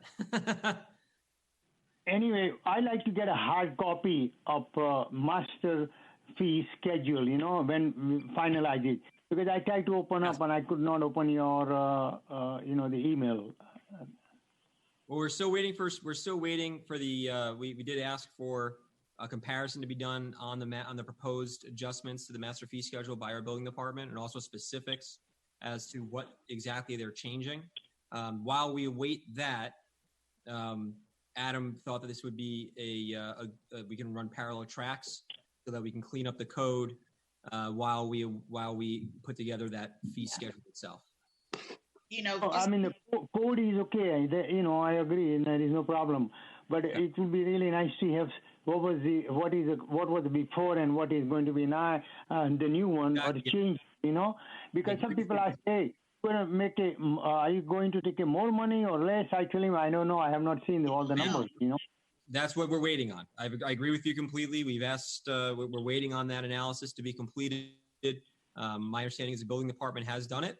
And so we were just waiting for them to submit it to the board for consideration. Well, it's not just the building department, Matt. It's also all of the departments. Yeah. They all have to put their fees in here. I think what Adam did is good, but we need all of the departments to participate with what their fees are. I agree. I fully agree with you. And this started with the building department, and it's picked up other departments along the way. But while we continue to aggregate that information and that data to look at it, like I said, Adam thought this was worth a consideration. Adam, you're going to say something? Well, I was going to say that I sent out a couple emails to all the department heads asking for any changes they thought were necessary. But I'll send another email and say, you have one more chance. Do we want to refer this law out, or do you want to wait until we get more feedback from the department heads, meaning specific changes in their fee schedule? Because again, this is going to allow us to change the fee schedule by resolution, not by local law. So if you want to continue to do it by local law, then we wait and we wait for the amendments to be made to the fee schedule, or we can do this and then do it by resolution. But you have to have a fee in order to do this. There has to be fees on this. Well, no, actually, can I speak for a moment? Yeah. I think Adam is taking the correct path. What you're on right now is two parallel paths. Right. One is addressing the issue of the fees, whether they're increased or decreased, but also by making it by resolution, it'll make it much simpler to address the other rather than having a public hearing and have to go through all of that. Right. I was part of the genesis of this because, I was, as an elected official, I was down there just adjusting my fees accordingly and came to the conclusion that they weren't consistent with what was on in the general code. So I think that the first step, certainly, I have all my fees. I could read them off, the changes and everything to you. I'm prepared this time. But I think if you could do it by resolution, pass a local law to basically, I guess, reverse the local law that exists, the law making it necessary to have it by law, and having it by resolution certainly seems to make much more sense. I think we all agree with that, right? Yeah, I think we all do. So it's a two-step dance. So the first step, which we're bringing forth to you right now, is being able to make future changes by amendments. Excuse me, future changes by resolution. And the second step is getting the specific changes documented by each department head, which is what we're all waiting for. But while we wait for that aggregation of that information, we can move this forward through the legislative process so that when we do have it, it'll be done by resolution. That's right. Okay. Right? Does that make sense? Makes sense. Okay. So then we will refer this out to all agencies. I need to get a copy of the law. Okay. So Adam, can you please send Diana a copy of the law? We will post it to the website and send it out to all agencies. And next week we'll pass a resolution we'll refer it out. Let's start there. We'll just refer it out. Yeah, department heads will have to enter their fees. Give us what their fees are. Yes, we'll send it to the clerk. Thank you. Thanks, Okay. Anna. All right, we're moving along to Yorktown Trail Town Committee. We've got Susan Siegel and Jonathan Nettlefield joining us to discuss some enhancements to the Mohegan Quarry at Sylvan Glen.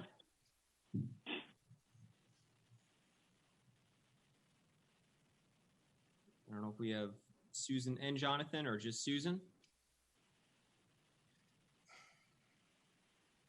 And I see Walt Daniels.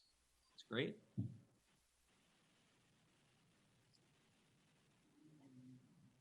Think. There's Walt. Hey, Walt, how you doing? Hi. Walt, I owe you a phone call, so we'll touch base tomorrow on something else you and I have been talking about, okay? Okay, fine.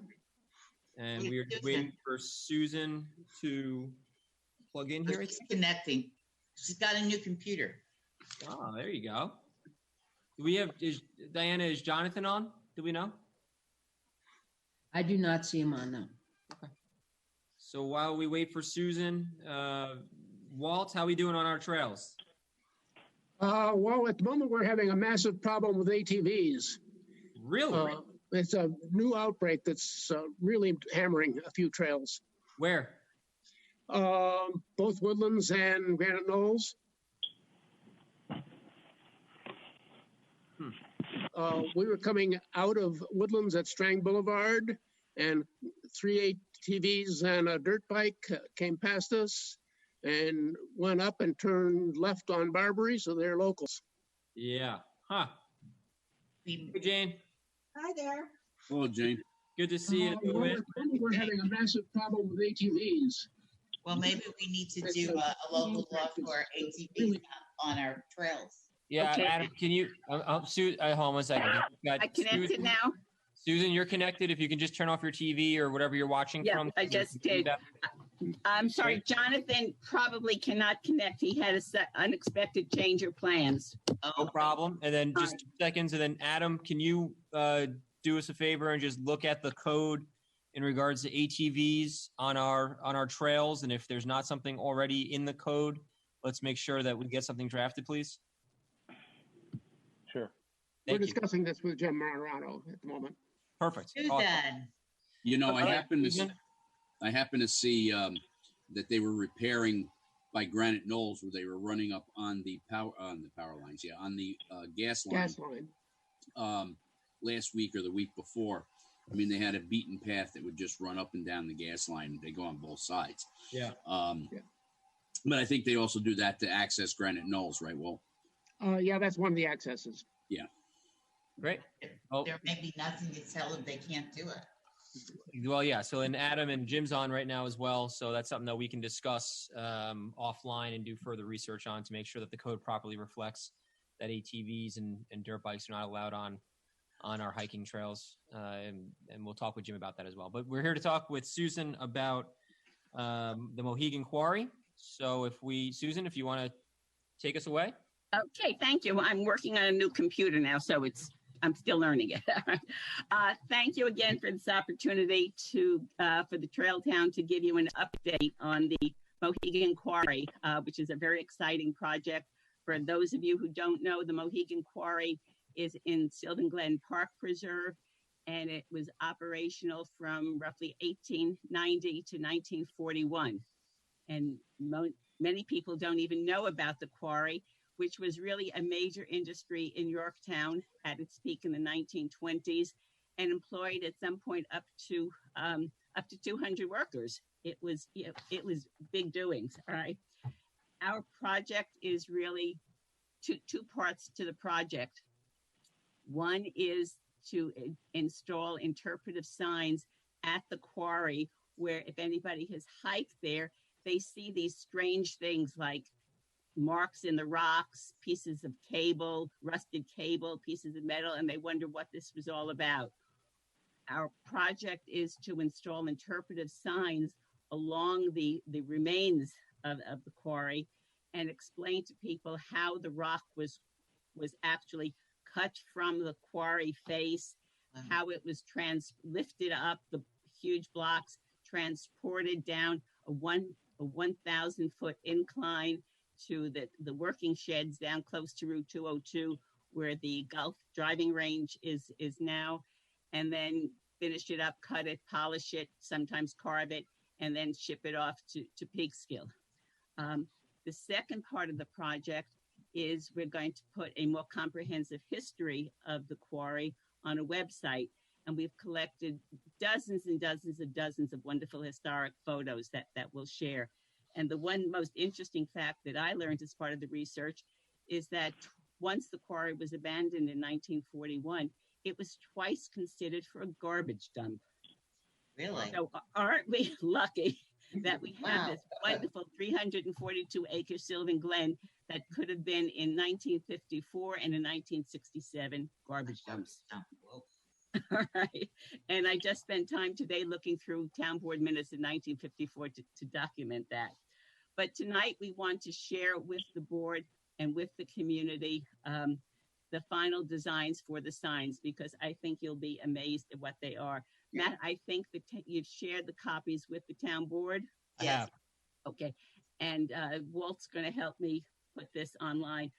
First, there are going to be what we call a welcome sign at the entrances to Sylvan Glen. There are two entrances, one off Morris Lane and a smaller one off Stony Street. And we're going to have a very large 72 by 52 foot sign that has a map of Sylvan Glen, but also a map of the quarry trail. So people coming into the park can see what they can expect, which trail to take to get to the quarry. And Walt, can you put that the gateway sign up? I wasn't exactly prepared to do that directly, but I have it. I can put it up. I was going to say, Okay. Mike, can you do it? Yeah, I can do it. Hold on, give me 2 seconds here. Okay, thank you. Yeah. And by the way, while Walt's doing this, we met with the Rec Commission about 2 weeks ago. So this has all been shared with them, and they're very much on board with it. And we've started a dialogue with, with Jim Martirano about getting the signs installed. The volunteers will do most of the work, but we need some help from the Parks Department. This is what the gateway signs will be. As they say, 72 inches by 52. They're very large. And we created this, what's called a bird's eye map, which shows you the trail. And then the interpretive signs will be situated around that trail. All right. And this will play, and these are some of the historic photos that we have. Let me go through. Walt, can you put the signs up? These were done. We actually hired an industrial archaeologist. I'm sorry, Susan, which sign did you want up? Put up the 6 panels. Walt, I think, has them, or you can do that. Matt, if you give us screen share capability, we can forward them. Okay.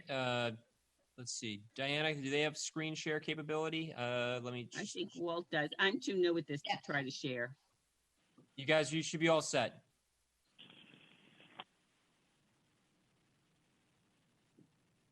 We have to go fetch them. Okay. Sorry about that.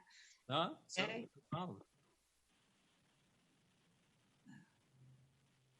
The goal of these 6 interpretive signs, which are 36 by 24, and they're all made of a material that's resistant to graffiti and also to sun fading. So I think they're guaranteed to last about 10 years. Okay, I have it on my screen now, so am I screen shared or not?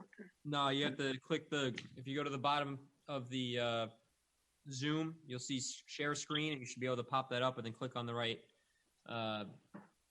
screen from there.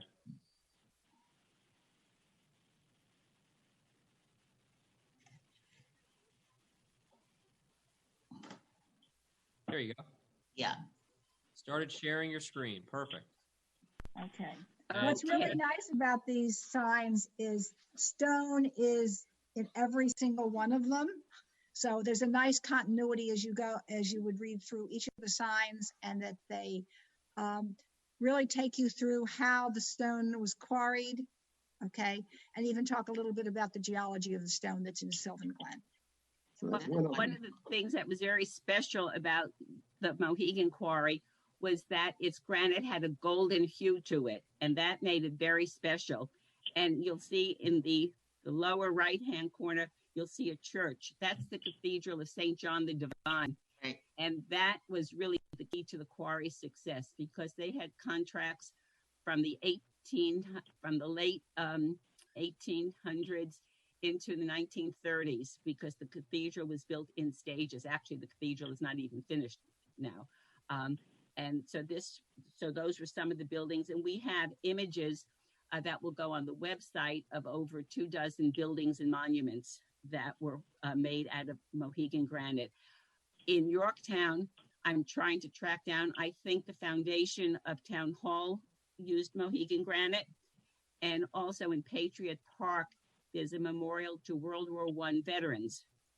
And the plaque is affixed to a piece of granite from the quarry. That was part of the research that we did.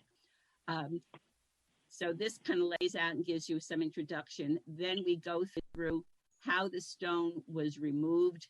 There are technical ways of doing it. And this shows you some pictures and some of the tools. Then we have to go to, and grout piles is something interesting, because when you walk through the quarry, you see these piles of stone just by the trails, and you don't know what that's all about. We explain that. These are derricks that were used to lift the blocks after they were cut from the quarry. And we explain how the derricks work. And you'll see some of the remains of the derricks, alongside the site. Once the quarry was abandoned, some of the equipment was sold, some of it was transferred elsewhere, and some of it was just left to be vandalized, which was a shame because we lost that history. And then go on to the next screen, which is lowering the stone. And then they had this incline from the top of the quarry down to, as they say, roughly where the golf driving range is, about 1,000 feet. And they had an incline railway that they built. Then the cars, they loaded the derricks, loaded the granite blocks on these flat cars, brought it down, and these are historic photos of what the incline looked like through the sheds at the bottom. Is the wood still there down that incline? Because when I was there a few weeks ago, I was showing my son. It looked like you could see the wood, and I don't know if that's still the original from the incline. No, Matt, that's the wood that's there are water bars to divert the runoff. Okay. Really? Yeah. Okay. They're more recent. I know where there is the remains of one of the there's a piece of rail around a couple of places. Yeah. And if you notice the cart that's there on the incline in the picture, yeah. Those were probably all removed from the site to elsewhere, but one of them got left behind and is upside down and is buried and should remain buried. Oh, okay. But if you want me to, Matt, is a special treat for Charlie.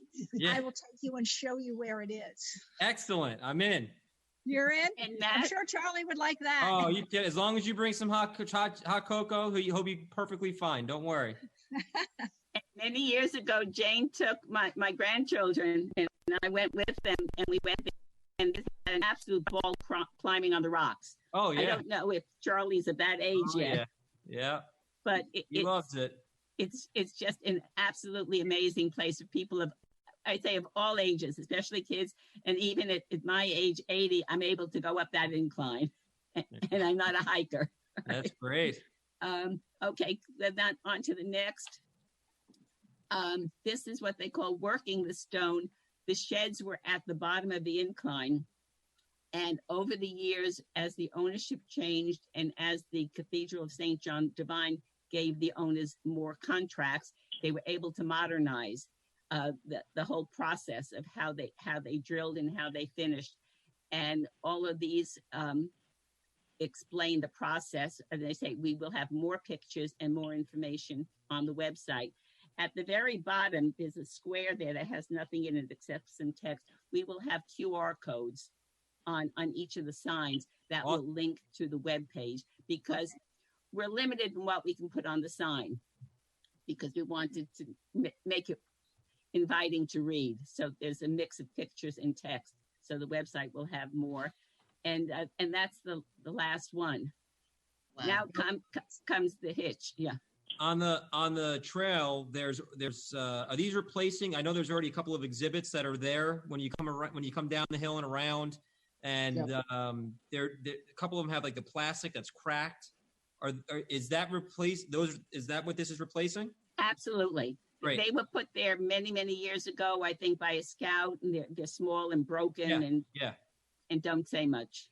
Yeah. So yeah, these will be put up, and we will put them hopefully close to where things were. So sometimes in the text, it will say a reference to your right or here, and that will tie into what you'll be seeing there.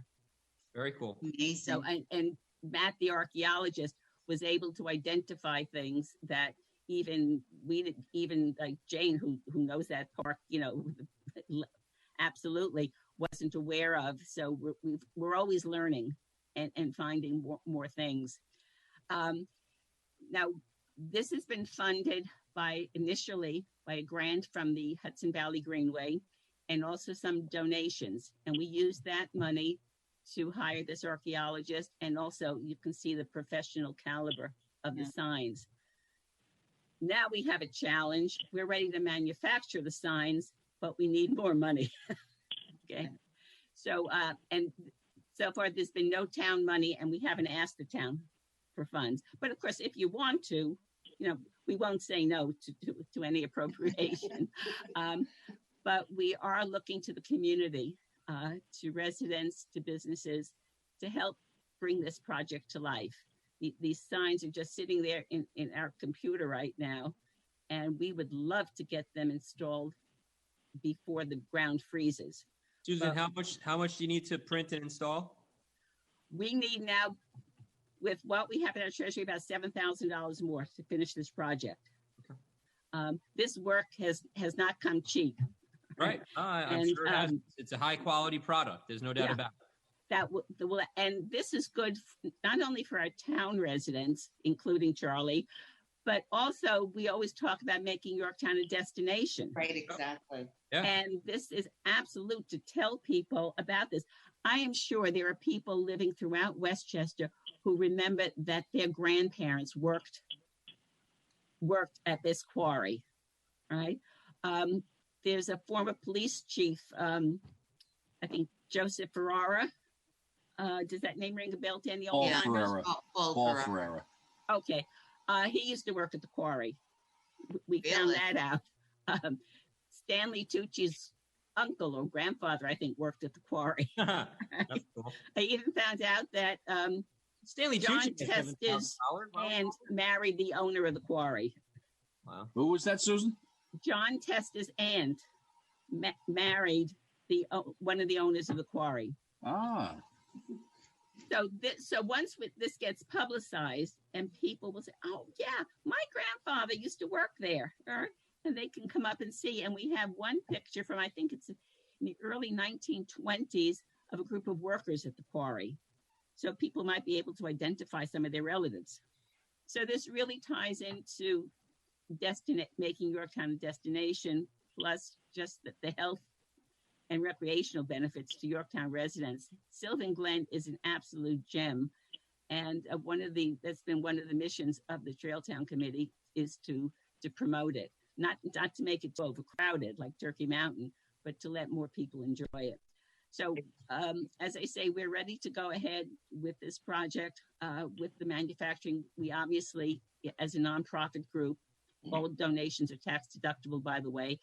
And on that welcome sign, there are opportunities for sponsorship for anyone wanting to give us a significant contribution. We will be more than happy to put your name on it. So that will be a recognition of Susan, your when you met contribution. with the commission, did you tell them that you were short on money? I don't Yes. remember. Yes, we did. I think we did. Yeah, Okay. I think we said well, basically our money, the grant, and the initial donations that we got went to pay for these professionals who got us to this point. Right. And now we need more, and we just can't commit to the manufacturer without knowing that we have the funds. It just would be. Susan, can I make a suggestion? Sure. And Jane, I don't know if the trail committees will allow this, but if you set up like at a couple of the trailheads, a table with a little bit about this presentation, which is phenomenal, and talked about it and had a donation bucket out there for the people that are coming and enjoying the trails, I would imagine that you would do a pretty good job in collecting some funds towards it. Yeah. Good idea. We could probably do something like that. What's not, Sylvan Glen is not visited as heavily as Turkey Mountain. And if you do, and Matt probably knows this having been visiting there, the nice thing about it is that you are dispersed fairly quickly. There's a variety of trails, a variety of terrains that you can travel. Plus the fact it has 2 entrances. Yeah. And so yeah, we could probably do something like that. I know that Susan and I are working on you can call it a flyer or a letter. I want to approach some people. It'll be similar to this. It'll just have the one photo, but not show all of the things that we just saw. But to try to get people who use the park to make a contribution. It's a very good idea. Thank you for that, Ed. No problem. And I would actually, if you can, it's up to you, because I know that the Trailway Committee is paid for things at Turkey Mountain and the different trailways. So I don't think you really need to limit yourself to one table at one trailway. You could probably hit some of the other trailways and, make sure that, as long as you're saying this is what our goal is, if I go hiking at Turkey Mountain, it might be nice to, hey, you know what, we'll go over to Sylvan Glen next time around. So you could definitely cross-promote, so to speak. We actually, one of our goals is to. On most of the trailheads. I'm Put sorry? a flyer inside those kiosks. Okay. We would like to let more people know. One of the things on our website is to list all the trails, and we work closely with the Yorktown Land Trust and their fabulous walkbook, which identifies all the trails in Yorktown, so that people, when Turkey Mountain gets so crowded, come and check out some of the other trails, which have other. Some of them, don't have views, but they have other attributes. So we would like to promote all of them. But Ed, if I could ask you a favor, well, actually all of the board, if you know people who would be interested in this type of a project and helping us out, if you would pass along the names to me or to Jane, and we will make a contact, with them and tell them more and share this presentation with them. And if the Lions would be something, the Lions have helped us out on other projects. So that might I know this has been a tough year for the Lions with, a lot of things having to be canceled, but, if you want to shoot Jimmy Poole an email, he's the current president, he would be the person to talk to. Thank you, I will do that. And we're reaching out to businesses. The businesses might be the ones that might be more interested in sponsoring, a sign, but an individual also. People were generous and helped us out with the Mohansic Trailway. Yep. Made that project go. You brought up something about the website. Is there a link to donate on the website? Yes. And the website, thank you for reminding me, is yorktowntrailtown.org. Very simple. yorktowntrailtown.org. There's a donate button, and it also has an address if you'd like to send us a check. And any amounts are welcome. So again, if we can get the money, if we can get the money, then we'll commit to the manufacturing, and then we'll work more closely with Jim Martirano and nail out the details on how to get this installed. This is a wonderful project, Susan. You guys have to be so proud of yourselves. It really is a great project. Yeah, my only concern is that if you're just going off of donations, I'm not sure when you'd be able to install it. Roughly how much more do you need? We need $7,000. So that's what we need. And then, why don't we have a conversation tomorrow and see if you and I can come up with some ideas? Because it is a great asset and it is a town park. It is. It really is. So, I certainly offered our manpower to help on this project, but Thank you, Jim. Yeah. But putting these signs in will take a fair amount of cement and water that's heavy. So a little motorized help and getting it closer will help. Will help tremendously. You got it. I want to Matt, you can carry the sign up to the top of the quarry. Well, that's what the train. I thought we were going to bring the train back. We're going to dig up the old train and we're going to push it up. No problem. No problem, folks. Thanks so much. This is great. We really do appreciate it. Thank you. And if you We'll circle back to you. we weren't going to ask the town for money, but if you can find a way to help, that would just speed up the project and get this so we can start publicizing it. Okay. I'm going to have a conversation with Jim. Susan for doing all the research for the project. I'm a retired reference librarian, and I was absolutely amazed at what she dug up and found for this project. So she claims I'm an expert on the quarry. I think I have just handed that crown over to her.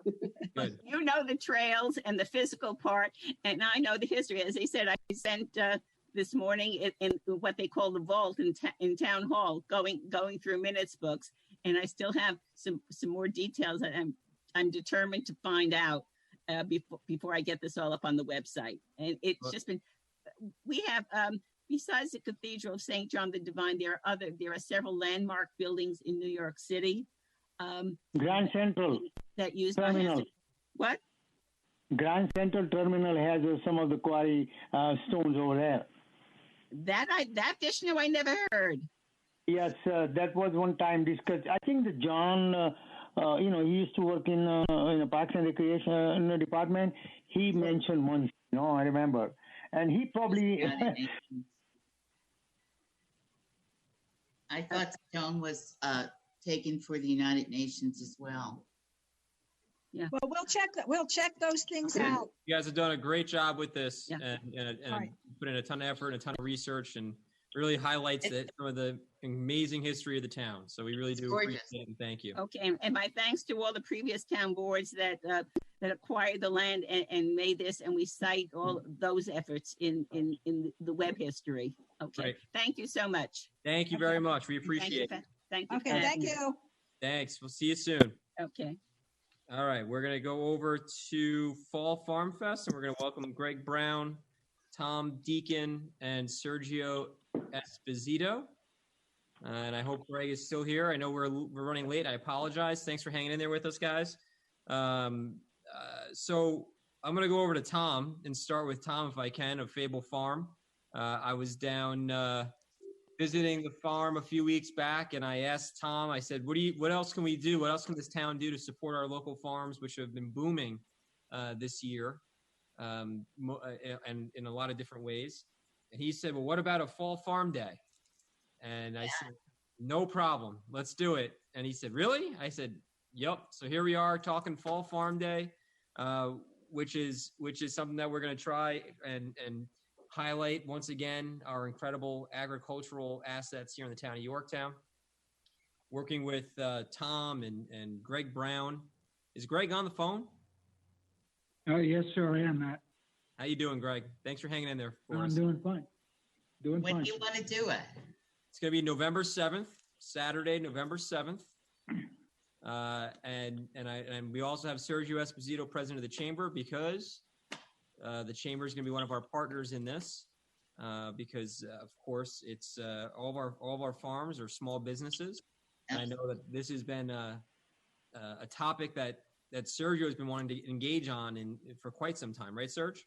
Yeah, absolutely. We've been talking about putting a farm and agricultural committee together. So if anybody's interested on sitting on that committee with the chamber, I'd be happy to welcome you onto that committee, and hopefully we could work closely with Greg and the Grange, because I think they really bring the knowledge on all the farms that we do have. I mean, you speak to Greg for 30 seconds and you find out like 10,000 amazing facts. I mean, I'm not being complimentary. It's true. I mean, he's just a wealth of knowledge, and so I think with the chamber's passion to promote our businesses, and the Grange's passion and Greg's passion to really promote the knowledge and information, I mean, it would really work well together. So, but we're all in. Matt, you called and the answer was yes before you asked the question. Yeah, so awesome. Whatever we could do. I'm going to bring in Tom Deacon. Tom, as one of our local farmers here, any thoughts on ways to really make this thing rock? Right now we've got some great commitments from a number of our farms that Greg's been reaching out to. But as a local farmer, what do you think we can do to help promote this? Yeah, I mean, to me, it was just making sure what farms are on board, what their availability is for that day, and I'm thinking something to entice customers to go to each one. Like I was just kind of trying to brainstorm ways as to do that, and something I came up with. I don't know how feasible it is. You guys let me know. And this again, it depends on what those other farms can do. But if each farm had some sort of product to promote or activity to do, I think that would entice people to go to each farm. At Fable, we have chickens. We allow the customers to feed the chickens. It's a huge draw for us. My son loves it. Yeah. So if each farm had some sort of thing that was unique and different, and I'm happy to. If another farm has chickens, they can do that, and we can do goats or whatever. And I don't, maybe if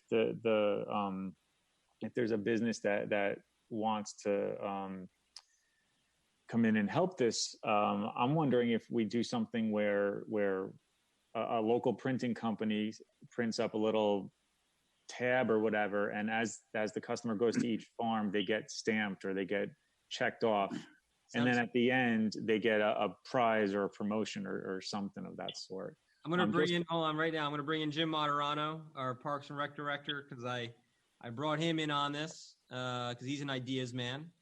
And that idea, Tom, that you just threw at us was something that Jim also was toying around with. Jim, what do you think? Yeah, we're just talking about doing maybe a farm passport, where each kid goes around and gets a stamp, and then if that child has all 15, 20 stamps, whatever the child needs, and whatever we decide how many farms are involved, they get a free T-shirt or something along those lines. Oh, that's cool.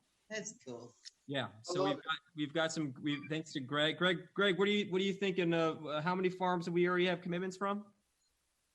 Well, right now we announced it to the farms today, and I'll just, if I can, read the statement that we put out.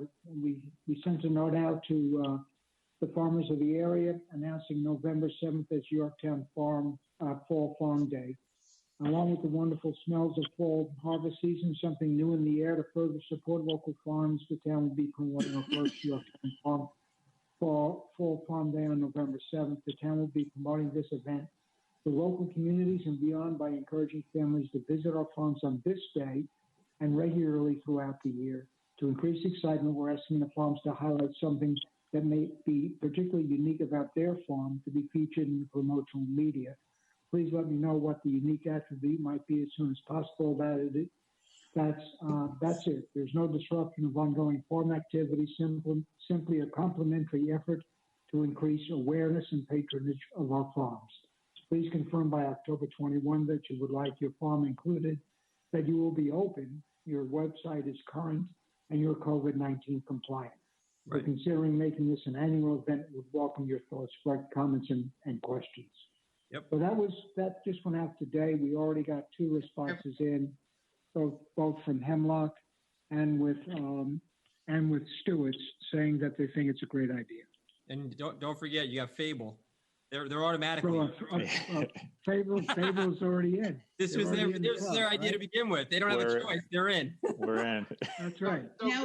Strong arm me. There you go. You'll need to do some signs advertising this pretty soon. Because you want. We're late. We're late. I know you are. I wrote a list of items that we need to do. And including confirming the identity, locking it down. That's one. Getting the media developed, putting our communications out there, getting our marketing and social media and press coverage cooking. We have an opportunity on October 24 at Hemlock Hill, where Sergio and Matt will be reprising their events at Wilkins and Fable. And so at that point, we could do further promotions on this event, the November 7th event. And we need county support. We're going to have to rely a lot on word of mouth. And we really want to encourage the folks to visit all of the farms. Right. We need the schools involved. So what I doodled here, since we had a little bit of time waiting for our time on this call, I put a little poster together that said, the poster basically said, celebrate Yorktown Fall Farm Day, November 7th. Come visit all of us, and then list all of the farms. Something simple while we're building better communication tools and so on. Yeah. I think we need something out in front right now that says something that simple, putting the date there so people can put it on their calendar, and with more to follow. Sounds like our signboard, Serge. So, yeah, that's right. You got I would certainly suggest doing a whole weekend. So Greg, just briefly, right? If you have a flyer or something like that, hand it off to me. I'd be happy to blast it out to all our membership, and I'd be happy to to do whatever kind of promotional video. Maybe we could get together. The more stuff like that we do, it really gets out there, and it's really hyper local. And I've been spreading out to more of a regional approach on a lot of my stuff that the chairman's been working on. But anyway, just briefly, because a lot of people don't know, and there's a few people watching. Just give us like a 2-minute, kind of like knowledge on the farms in Yorktown. I was talking to somebody today about this because I was talking to the supervisor, and then I got into a discussion with somebody in town, and he was like, yeah, he goes, other towns are known for their farms, but Yorktown really isn't, which is like, just such a I don't get that. And that comes back to, partly on the chamber, because, we really want to promote this kind of stuff. This is really what Yorktown should be about. So just, you mind telling us how many farms are in Yorktown so that people could hear you? Well, I'll run the table for you. We have eight farms in Yorktown, and I'm including Stewart's as kissing cousins with us. So we've got Hemlock, we've got Meadows, we've got Wilkins, we've got Fable, we've got Hilltop, we've got Thompson, we've got White Oak, and Stewart's. They're all different. So Stewart's, for example, lays claim to being in business for 192 years in the same family. That's pretty incredible. So they're the oldest farm in Westchester. Pardon? So that's beyond incredible. Yeah. So, and if each one of the farms, as Tom touched on, is unique, has a unique attribute. So I'm asking them to provide that as soon as possible. And then from there, my concerns right now is November 7th will be upon us. Everybody's thinking about Halloween right now. And we need to kind of cut through that noise just a bit with something very simple to make sure that people know that we're going to do this year. It's our maiden voyage. If we spend a week trying to prepare very sophisticated media, we're going to lose a week of the ability of trying to get the message out there and having people talk about it. You know what, So I'm looking Greg, if you target it, this is where you got to target, and those, our signboards are really, they're strategically placed in town, and you do get a lot of people from those signs. I wonder if the chamber could pay for those signs, to get signs. Well, actually, what I was thinking of is I was thinking about putting Greg together with Lynn, our graphic designer. She'll whip something up, Greg, tomorrow. I'll make sure of it, and then we'll have something that we could actually post on social media. She'll come up with, but she's going to need your guidance, because I think, you know, you're the guy, you know, to do that properly. And so if you want, we could make that happen tomorrow. You let her know what you want. You give her the information. You give her the names of the farms, that kind of stuff. And then what she'll do is she'll whip up a poster for us that we could just go crazy on social media. She'll design something for the LED board in town that's the right fit, that looks perfect. You know, but some stuff sometimes doesn't look too good. We also print out whatever the flyer is and get it to all the farms so that they have it, like Tom, right? I'm sure that in the back when they're at the cash register, you have the flyer there, and you've got 2 weeks plus, almost 3 weeks of customers coming in and out, that you can say, hey, you know, you can help promote organically while they're there. And Matt, if we have something like that, the trunk or treat would be a perfect opportunity to get this out to our families. We're going to have over 100 families come by. Those are the hands you want to get this flyer into. Totally. Yeah. So, no, I mean, that's not so Sergio, something nice, you know. It's not going to be, it'll be something snazzy. You know, she's really good at what she does. Sergio, I am en route back from my farm in Tennessee, my family farm, and I will be there tomorrow afternoon if she's available.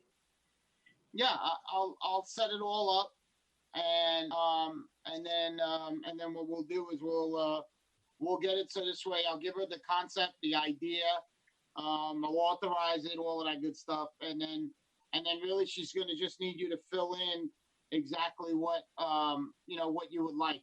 You know, I would think that if you're going to be promoting all of the farms, we're going to need the 8 names. You know, she'll need that. That's stuff that you could provide to her. Or if you send me an email with all those names, I will be able to at least get that to her in hand and explain to her what you're trying to do. And then at least she might have some kind of a template, some kind of a draft for you. And then you could help her tweak it. And if I could, the other side is the passport. If we want to go down that passport road, which I think would be really cool for the kids, maybe Tom and Jim, maybe that's something that you guys can team up on, and you guys can put that together. Yeah, we just need to figure out who's committed. I mean, I think all 8 farms are going to be committed, right? I mean, I think we have to roll with that assumption right now. Yeah, I think so. I mean, why they're not? If they're not committed, they'll at least get people to come in there. Yeah. Really, my lead of questioning there was I'll need context to figure out which each farm wants to do. As he said, one might do the chickens, one may do the other. An apple picking situation, you know. Well, we'd have to talk to them. but I've already put the letter out and asked them for that information. Great. But it'll be like chasing chickens to actually get the farms to come back and provide it. All right. So it's certainly worth doing, but I'd like to get something out there that we control and that we can get a poster out and a flyer out so that we can come in with the second wave that says, here's the passport. If we hold everything up until we've got it. No, I don't think you hold it up. No. I think they're dual tracks. You get both of them done at the same time, and I think that we can. The poster is critical, so I think you guys can be working on the poster with Sergio, and then Jim and Tom, if you guys can start putting together like the outline of the passport and how we're going to mark them or and also what. At the end of the day, when a kid turns in and they go to all 8 farms, do they get something? So whatever it might be. gotta get a t-shirt. Well, Yeah. that may be I've got hard it- I've got depending it- on the I've got budget it. and time period. It takes a while to make a shirt, but we certainly work on something. We'll have to turn it around quick if we're going to go t-shirt.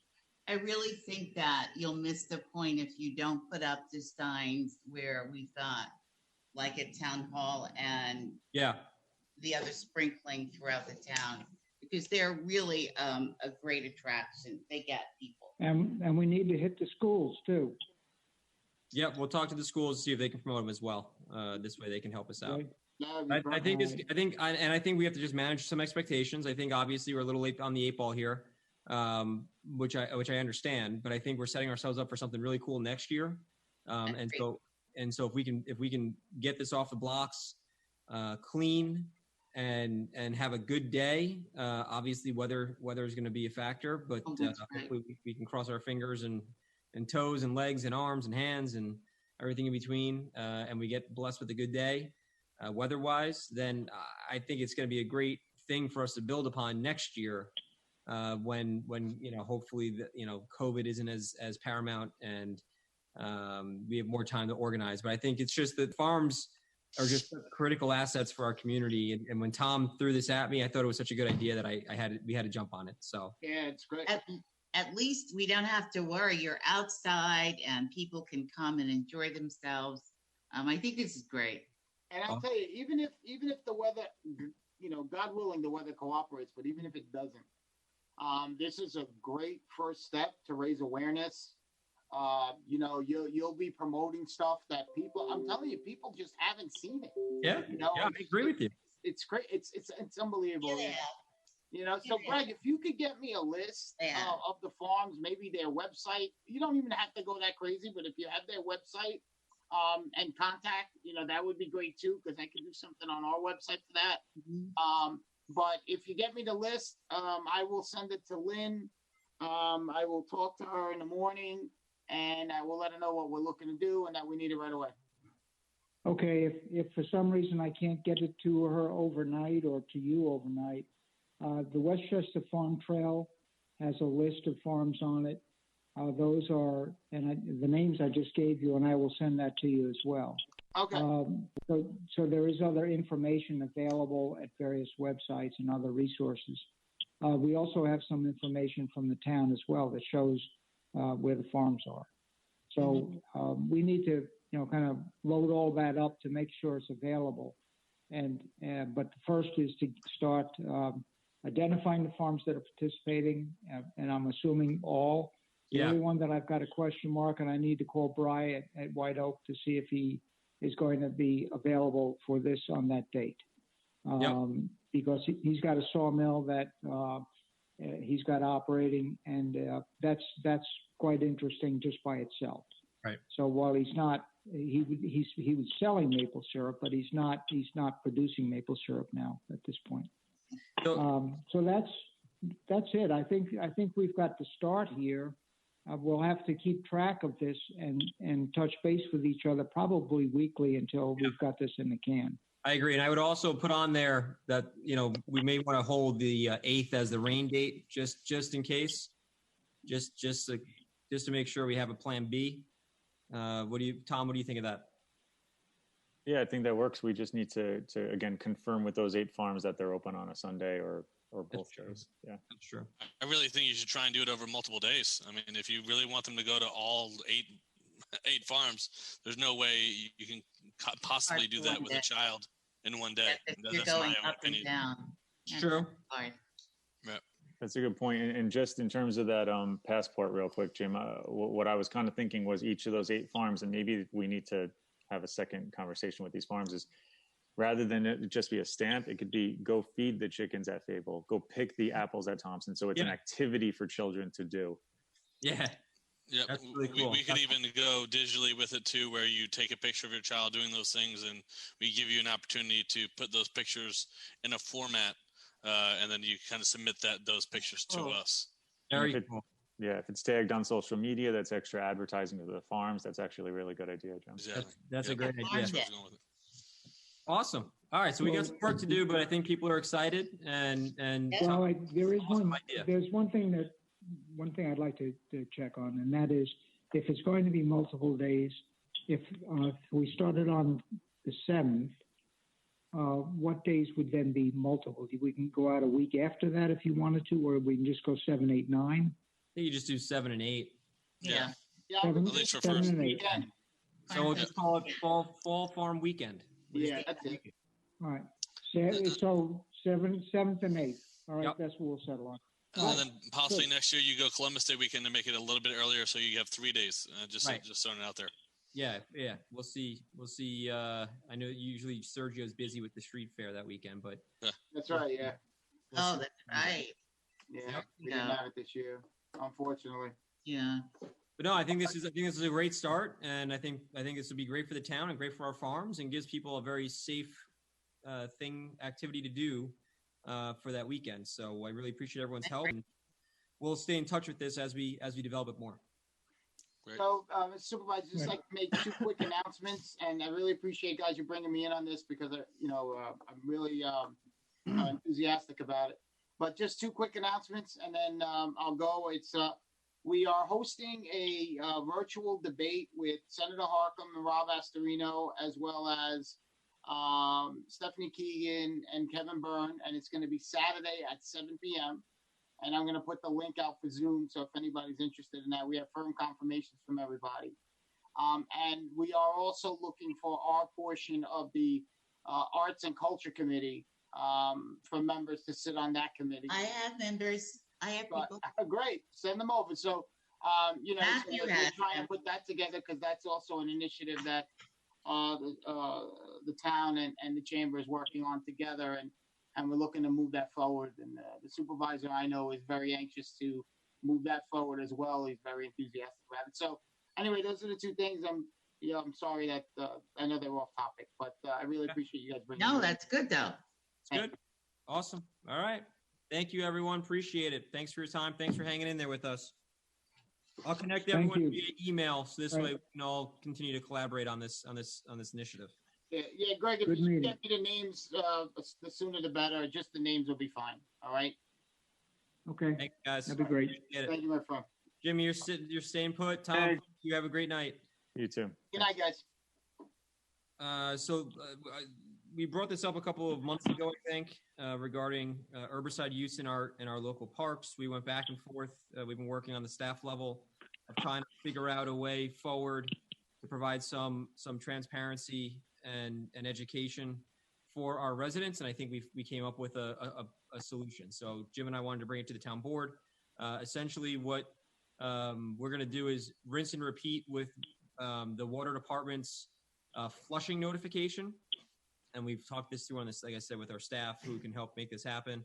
And basically, when the time comes and the Parks Department is going to be out doing maintenance on our playgrounds and our parks, they will be able to notify the public that week, just like we do with the hydrant flushing. We've been sharing those posts on social media and on our town website, and I know they've been going out on email blasts. And so basically, we're going to take the same model and just do the same thing with herbicide use. So this way, folks know in advance when each week, if they're weekly, hypothetically, what parks or playgrounds are going to receive herbicide treatments, which are all organic, by the way, but at least we can be more transparent with when they are being applied. Jim, did you want to add anything?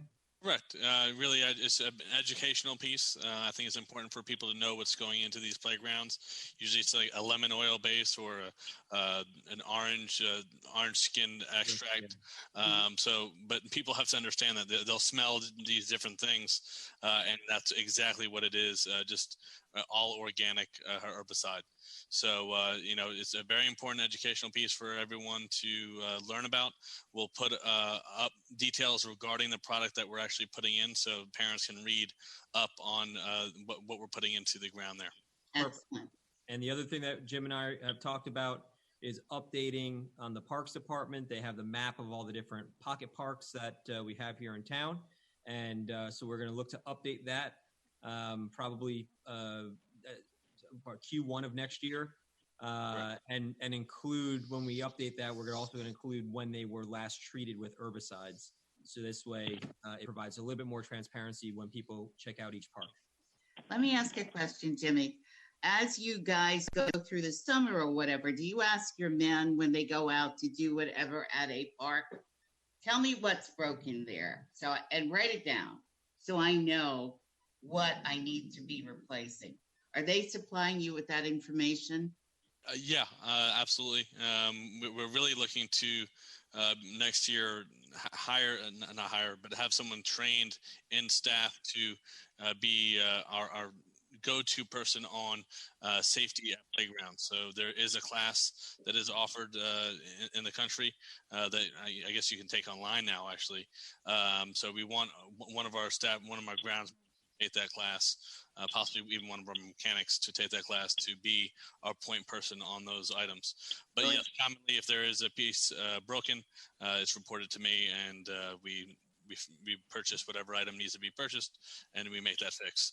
But it's not just for safety purposes. Some of your equipment and some of your parks have been in there for quite some time. Correct.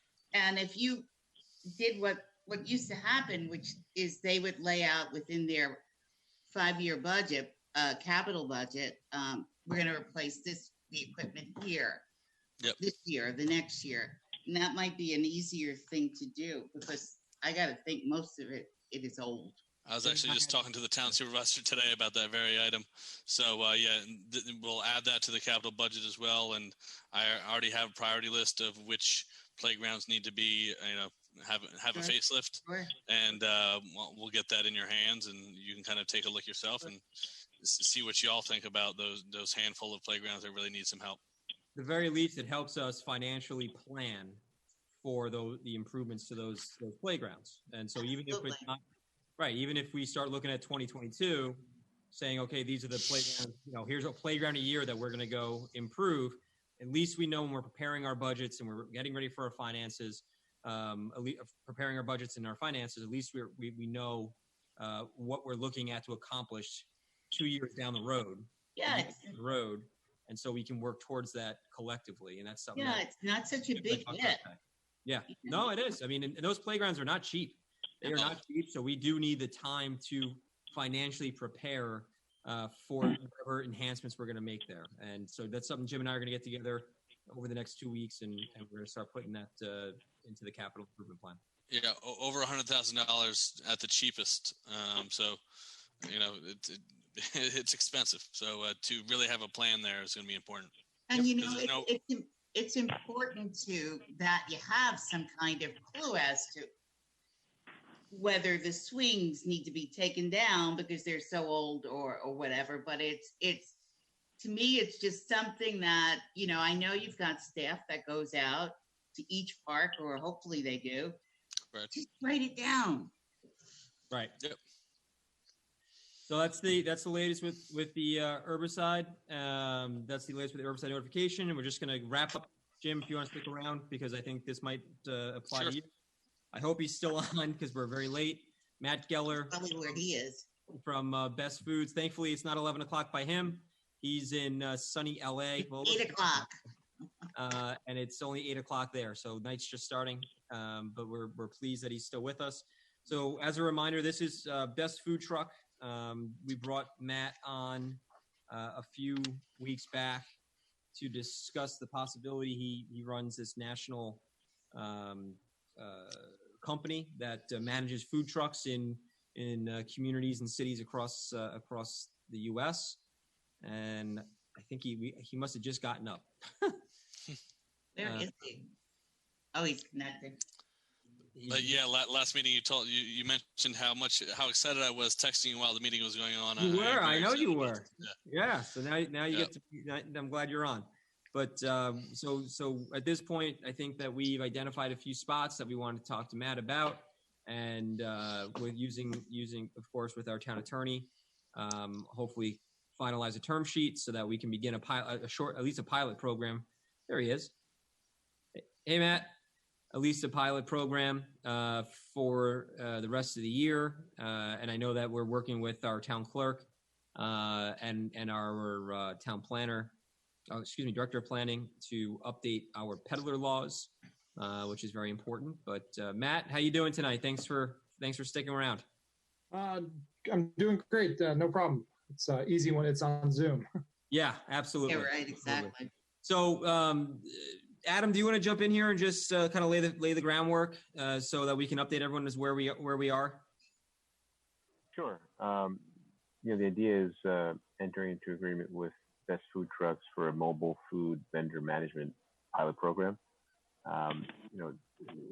Matt's going to help find licensed, permitted, and insured food vendors to provide quality food service at various locations around town on town property. He'll schedule the vendors for us. It can be set up so it's specific cuisines, specific days. If we have special events, Matt can help coordinate 10 food trucks for a big event for us, and promoting it for us as well. And he, his company runs the software that helps manage it. So I think go ahead. Well, I'll say that, basically the way that the agreement is structured is that the revenue will be split 50-50 between his company and the town. Revenue from the food trucks. Right. Right. So we're not splitting the profit from the total profit from the food trucks. We get a percentage of the profit, and then that's split between the town and your company. Yeah. Great. Yeah. So, Councilman Roker and Diana, if you could remind me. So we talked about Front Street at the end of Front Street, Strang Boulevard, and Sparkle Lake. 202. That was the fourth. Sparkle Lake, which Jim Jim's gonna get spoiled over there because that's where his office is. Sparkle Lake, and we also talked about Railroad Park. Mm-hmm. Those are the four that we had discussed. Right. And I mentioned Downing in passing, as well as Granite Knolls. Without a doubt, those two as well. And did we want to put?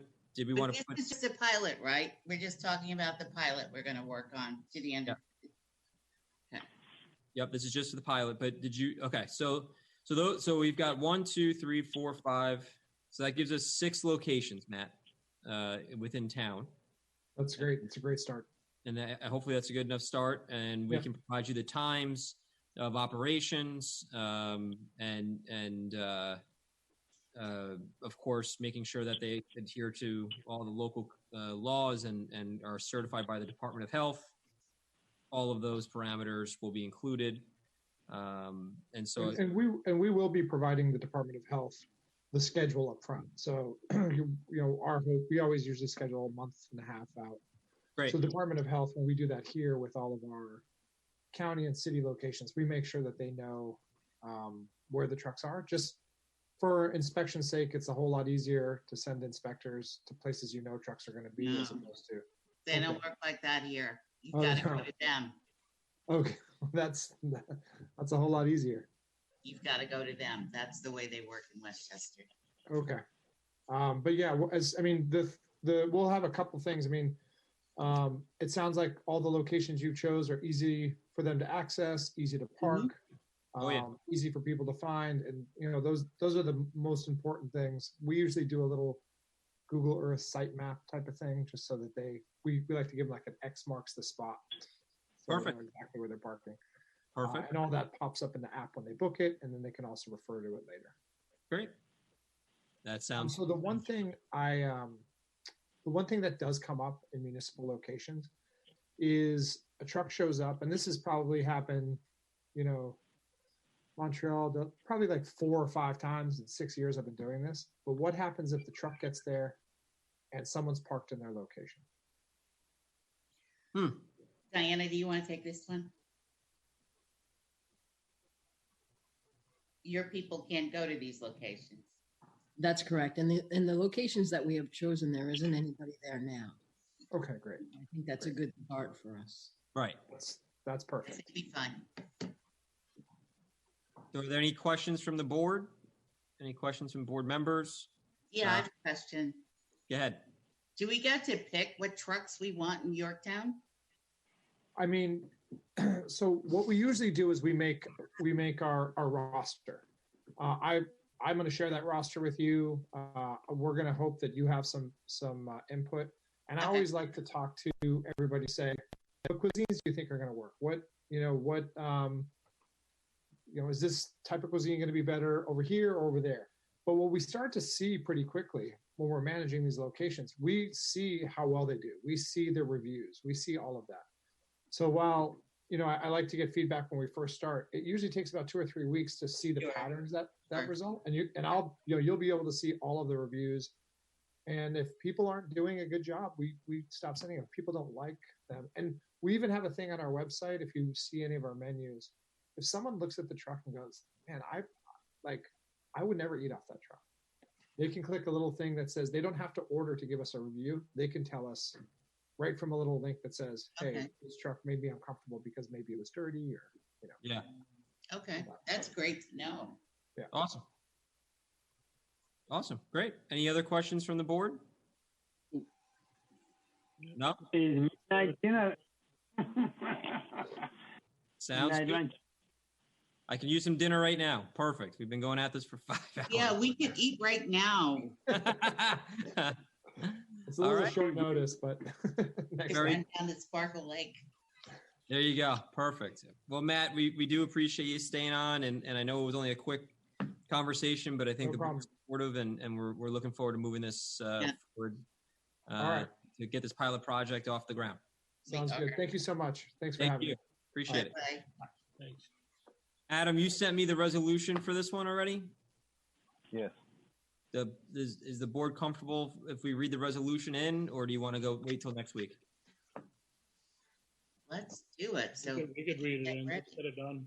Okay. So then we're going to move to resolutions.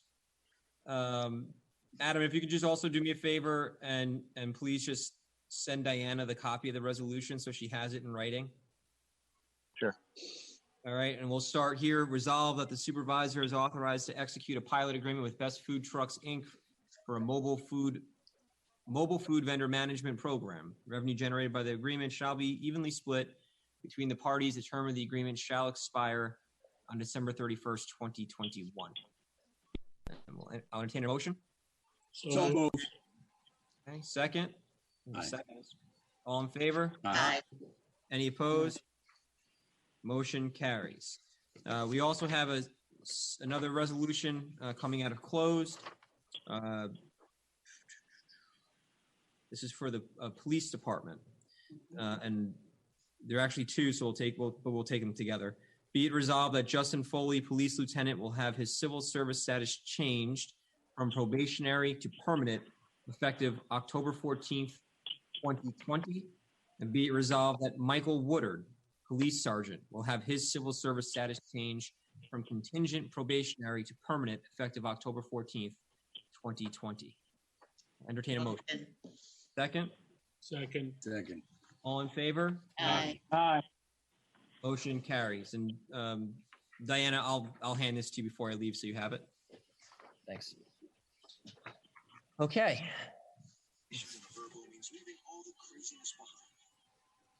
Let's see. All right, we're going to go on with resolutions to be passed tonight, October 13th, 2020. From the Supervisor's Office, resolved that the Supervisor is authorized to execute a release with Progressive Max Insurance for amount of $3,760.66 in connection with damages sustained to the town fire hydrant at Route 202, located at 2595 Mercer Court. Whereas we'll go to the Water Department, be it resolved that upon recommendation of the Distribution Superintendent Ken Rundle, the automotive and small engine parts and equipment tools bid is hereby extended for 1 year per terms of the bid contract, which will expire on October 24th, 2021. We'll go on from the Finance Department. Be it resolved that the town board authorizes the town comptroller to pay Thomas DiAgostino the cash value of unused time as of his date of resignation. The total is $2,693.35. And be it further resolved, the comptroller is hereby authorized to transfer funds for the purpose of this payout at resignation as follows. We also, let's see, be resolved, the town board hereby authorizes the town comptroller to pay Jennifer O'Neill the cash value of unused time as of her date of resignation, totaling $11,781. Be it further resolved that the comptroller is hereby authorized to transfer funds for the purpose of this payout. And from the engineering department, be it resolved that the town board authorizes the town supervisor to sign a professional services agreement with Detect Tank Services LLC for the scope of work as described in preceding section in the not to exceed amount of $5,750, and the town comptroller is authorized to make the necessary transfers. Motion. Second. All in favor? Aye. Aye. Motion's carry. And that concludes our business before the board. I will entertain a motion to adjourn. So Have a nice evening. All in favor? Aye. Have a Yay. wonderful Yay. night. Bye, everyone. Bye-bye.